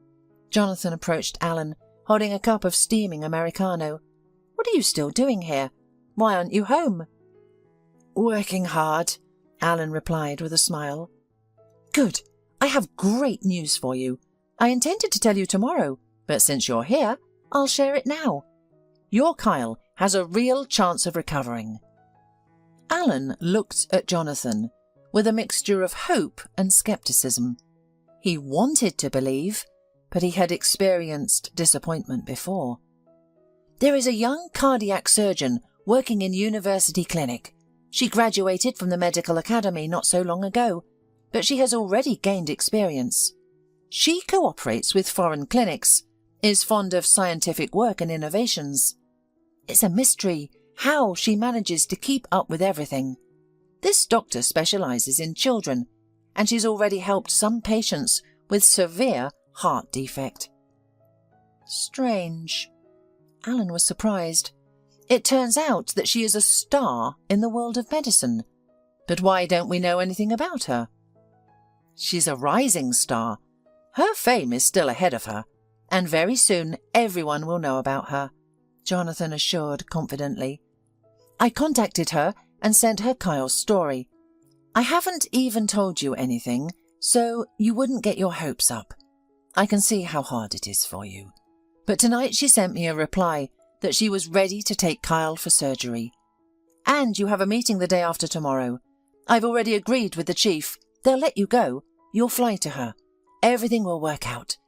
She is very talented, and she already has a lot of experience, so don't look at her age. And so, 2 days after this conversation, Alan was sitting in front of the office of Dr. Smith, the young female surgeon who was to save his son.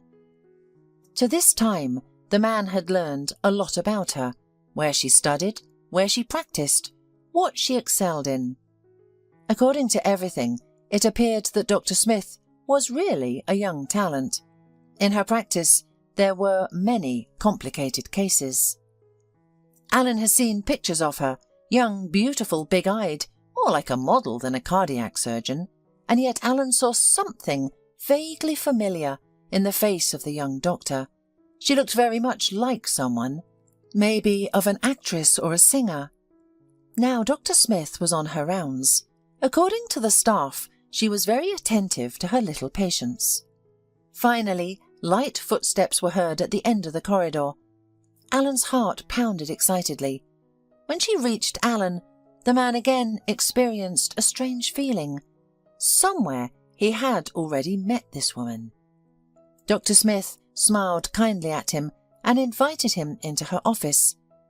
This smile made the man's heart warm. Apparently, Dr. Smith is an open, sensitive person. It is always easy and pleasant to work with such people. In the office, Alan involuntarily looked around. Everything was just like his own, shelves filled with books, folders with papers, piled with documents, a table, a couch in the corner, and even a shelf with children's creations. Seeing this mini museum, Alan smiled. "Grateful patients?" he asked, nodding at the shelf. "Exactly," Dr. Smith smiled. "Please sit down." "I brought Kyle's medical history." Alan handed the young doctor a puffy folder with documents. "Your colleague has already mailed it to me. I familiarized myself with your situation, and even the treatment plan is ready. I can't say it will be easy, but I think we can manage. In my practice, there was a similar case, only with a girl, and she was even older than your son. She's fine now. Believe me, we'll do everything possible and impossible for Kyle." Alan asked Dr. Smith questions about the treatment, and she answered in detail, thoroughly, thoughtfully. The man quickly realized that he was facing a professional, an innovator. It is such people who move medicine forward. This girl has a great future. She will save more than 100 lives. And even more, because her methods and schemes will be used by other doctors. On top of everything else, Dr. Smith turned out to be an incredibly pleasant person. She looked at Alan with sympathy, tried very hard to support him, to cheer him up, understand how hard it was for him. When the formal questions were over, Dr. Smith suddenly asked the man an unexpected question. "Don't you recognize me at all?" Alan looked more closely at the young cardiac surgeon's face. Those grey eyes of hers. "Your eyes, they look very familiar," Alan admitted, "but I can't remember where we've met before." "No wonder," Dr. Smith smiled. "It was so long ago, after all. I was barely 10 years old then. I'm Brenda Smith, one of your patients." "So that's it." Alan slapped his palm on his forehead. "Well, of course. I'm so glad you're doing so well." "Thanks in part to you," Brenda smiled. "You saved my life back then. They didn't want to take me on. They had already written me off. My dad told me about it later. I will do everything to save your son. It's amazing what fate has decreed. Now Kyle will become my patient. It's no accident. I believe in signs. We surgeons are superstitious. Well, you know that." "Yes, I do. I believe in signs too. That's how fate works." "Now I find myself in your parents' shoes." "It's scary to imagine, but don't worry, everything will be fine." Soon after that conversation, Kyle was transferred to the hospital where Dr. Smith worked. The young doctor immediately found a common language with both Kyle and Debbie, both of whom literally fell in love with the smiling young doctor. Brenda's presence alone gave them confidence in a happy outcome. The operation lasted 8 hours. During that time, Alan and Debbie could not find a place for themselves. First, they sat in the hospital, then wandered around the neighbourhood of the medical centre. After a while, they couldn't even remember how they filled the agonizing hours of waiting. Alan held Debbie's hand tightly. Her palm was cold, just icy, although May that year was hot and sunny. Alan impatiently took out his cell phone from his pocket every minute, twirled it in his hands, flipped through the news feeds. He was waiting for the call. And finally, the long-awaited call came. "Everything went well," Brenda's tired voice sounded on the phone. "It was hard, but we managed. Well done, your son is a hero. Details tomorrow, I have to go." Alan slumped helplessly on the bench. A smile played on his face. And his wife immediately understood everything. After the surgery, Kyle and his mum stayed at the clinic for further recovery, and Alan had to go back. His patients were waiting for him in the capital. A lot of work had accumulated during his enforced absence, but Alan was not frightened by that, especially now when everything was well with Kyle. Before his departure, he visited his former patient to express his gratitude. Brenda was sitting at the table, hastily writing something. When she saw Alan, she smiled and took a break from her urgent task. "Brenda, I don't even know what to say," Alan said, taking a seat across from her. "You saved my son. You saved all of us. I can't find the words to express how grateful I am." "I was just doing my job," Brenda shrugged. "Consider us even." "Did your father take you to the sea?" Alan suddenly asked. He had been curious about this for all these years. "Yes," Brenda smiled warmly. "It was a wonderful trip. It was the first time our family went to the sea together. We swam, sunbathed, and sat in cafes every day." "They truly cared about you," Alan praised. "Back then, you needed positive emotions and sea air much more than medicine. Your parents have done their best for your health." "I even got to swim with a dolphin," Brenda reminisced. "Well, not in the open sea like in my dream, but at a dolphinarium. It must have cost my parents a lot of money. We didn't always have much, but that summer I felt like the whole world revolved around me." "Well, you deserved it," Alan said seriously. "You were a true hero, weren't you? We all marvelled at how resilient you were. Not all kids have that kind of strength." "Do you remember that box I gave you at your discharge?" Brenda asked. "Of course. It still holds a special place in my collection on my shelf. Whenever I see it, I think of you. That little girl with big eyes and a cheerful spirit." "Have you seen what was inside?" Brenda inquired. "Inside?" Alan was surprised. "I didn't even realise there was anything inside." "Oh, so you've never opened it?" Brenda's eyes lit up like two torches. "When you come back, you must open it." "Of course, I can't wait," Alan responded truthfully. And now Alan was standing in his office, holding the very box adorned with paper flowers. The lid was secured with a small homemade lock that was difficult to manoeuvre with his thumbs. At the bottom of the box lay a picture of Brenda, smiling. Her long blonde hair was styled in curls, pinned beautifully to the side, and her lips were lightly touched with pink lipstick. Brenda wore a sky blue dress with short sleeves that day. The illness was already evident, with dark circles under her eyes, but Brenda beamed at the camera, clutching a bouquet of scarlet roses to her chest. It was probably her favourite photo, where she looked like a princess. Girls always love such things. Alan smiled. The little girl in the photo had so much ahead of her: a serious illness, a long treatment journey, and ultimately victory, the long-awaited voyage to the sea, swimming with dolphins, education, work at the hospital. But on that day, Brenda had no idea what lay ahead. She was just a little girl, dressed up, beautiful and full of happiness. Alan turned the photograph over and, as expected, there was a message on the back. "Thank you for life," Alan read on the back of the photo. "I was told that you saved me. I will live now, go to the sea, have children of my own, and become a doctor to save children. I promise you that. You'll see, in many years you'll be proud of me." Alan looked at the scrawled lines written by the child's hand and felt overwhelmed with emotion. He had not only saved little Brenda's life, but he had also determined her future fate. The girl had promised to become a doctor, and she did. "I've just opened the box," Alan texted. Brenda responded with a long string of hearts, and Alan was sure that when Brenda received his message, she smiled. Time passed, and Kyle had already recovered. Debbie, who had been with her son in the hospital, couldn't believe his newfound energy. "Where does he get so much energy?" she joyfully exclaimed during phone conversations with her husband. "He races, jumps and is constantly on the move, and he has so many ideas. He's cramped in the hospital corridors and the small yard.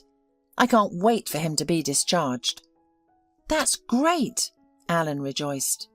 And finally the day of the discharge arrived, and Alan purposely arrived early. He wanted to talk to Brenda again, ask her a few questions and thank her once more. Now he had a healthy, energetic child, a happy, calm wife, and a bright future, all thanks to Brenda. Alan found out in advance when Brenda's planning meeting ended. He intended to seize the short period of time between the meeting and patient rounds to talk to her. Brenda was genuinely pleased to see Alan in her office. "I knew you'd come," she said. "Let's go to my office. I'll update you on Kyle's progress and outline a plan of action. Would you like some coffee? I have a box of cakes." Alan nodded with a smile.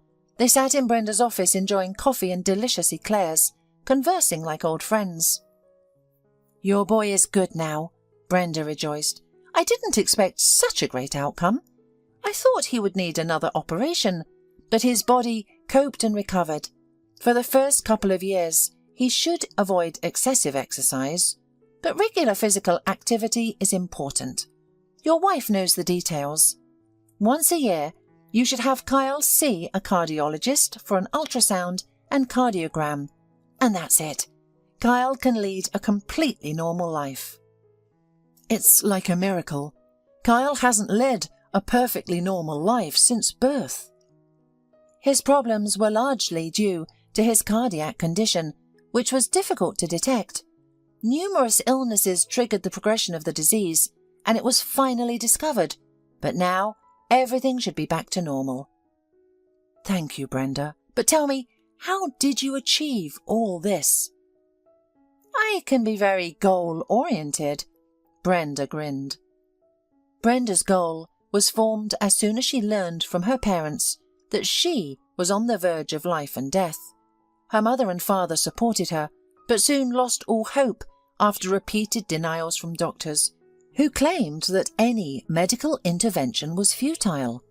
Then, unexpectedly, a courageous surgeon agreed to perform surgery on Brenda. He did not provide any prognosis, but assured them that he would do everything in his power. Brenda's parents had no other option.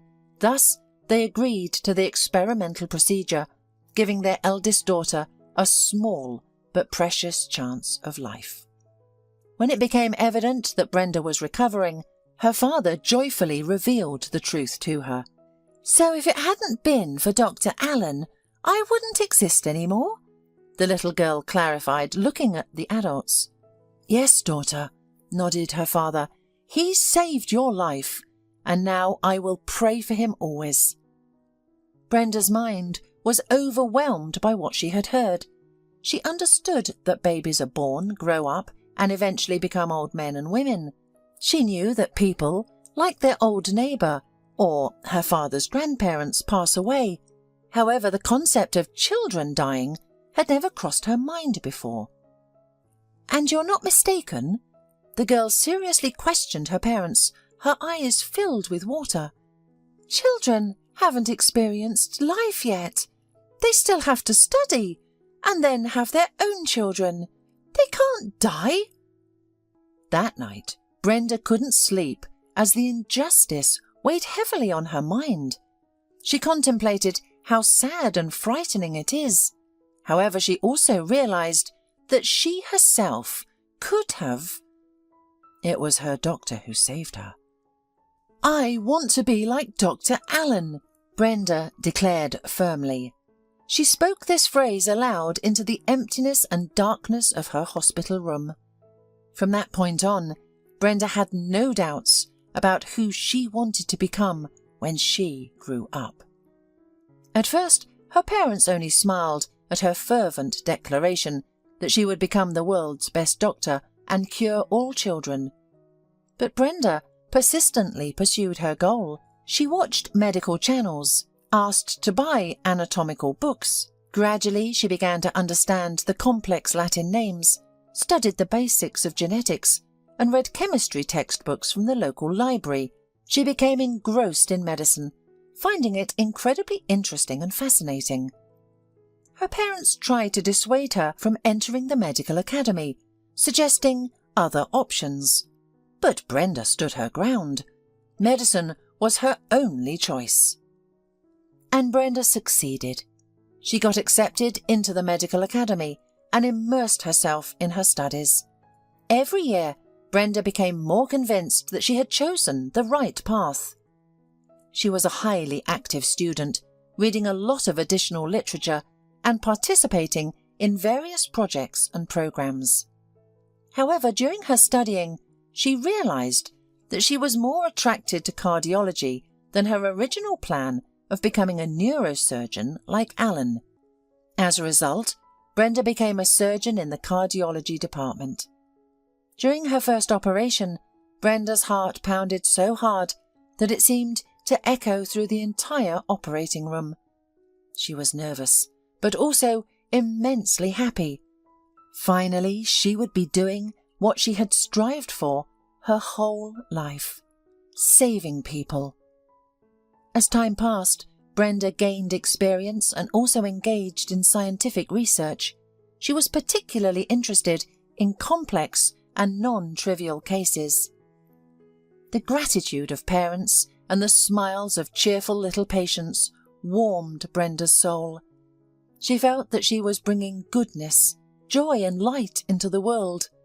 It was not in vain that her favourite doctor had saved her all those years ago. "You see, it's an astonishing thing," Brenda reflected. "You saved me 20 years ago, which means that if it weren't for you, these children whom I saved would not have survived. That's incredible. I became a doctor. Some of your patients became teachers, engineers, drivers. All of them are doing good.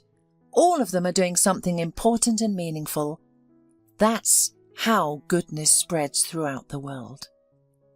Alan looked at Brenda and smiled. He felt the same way she did.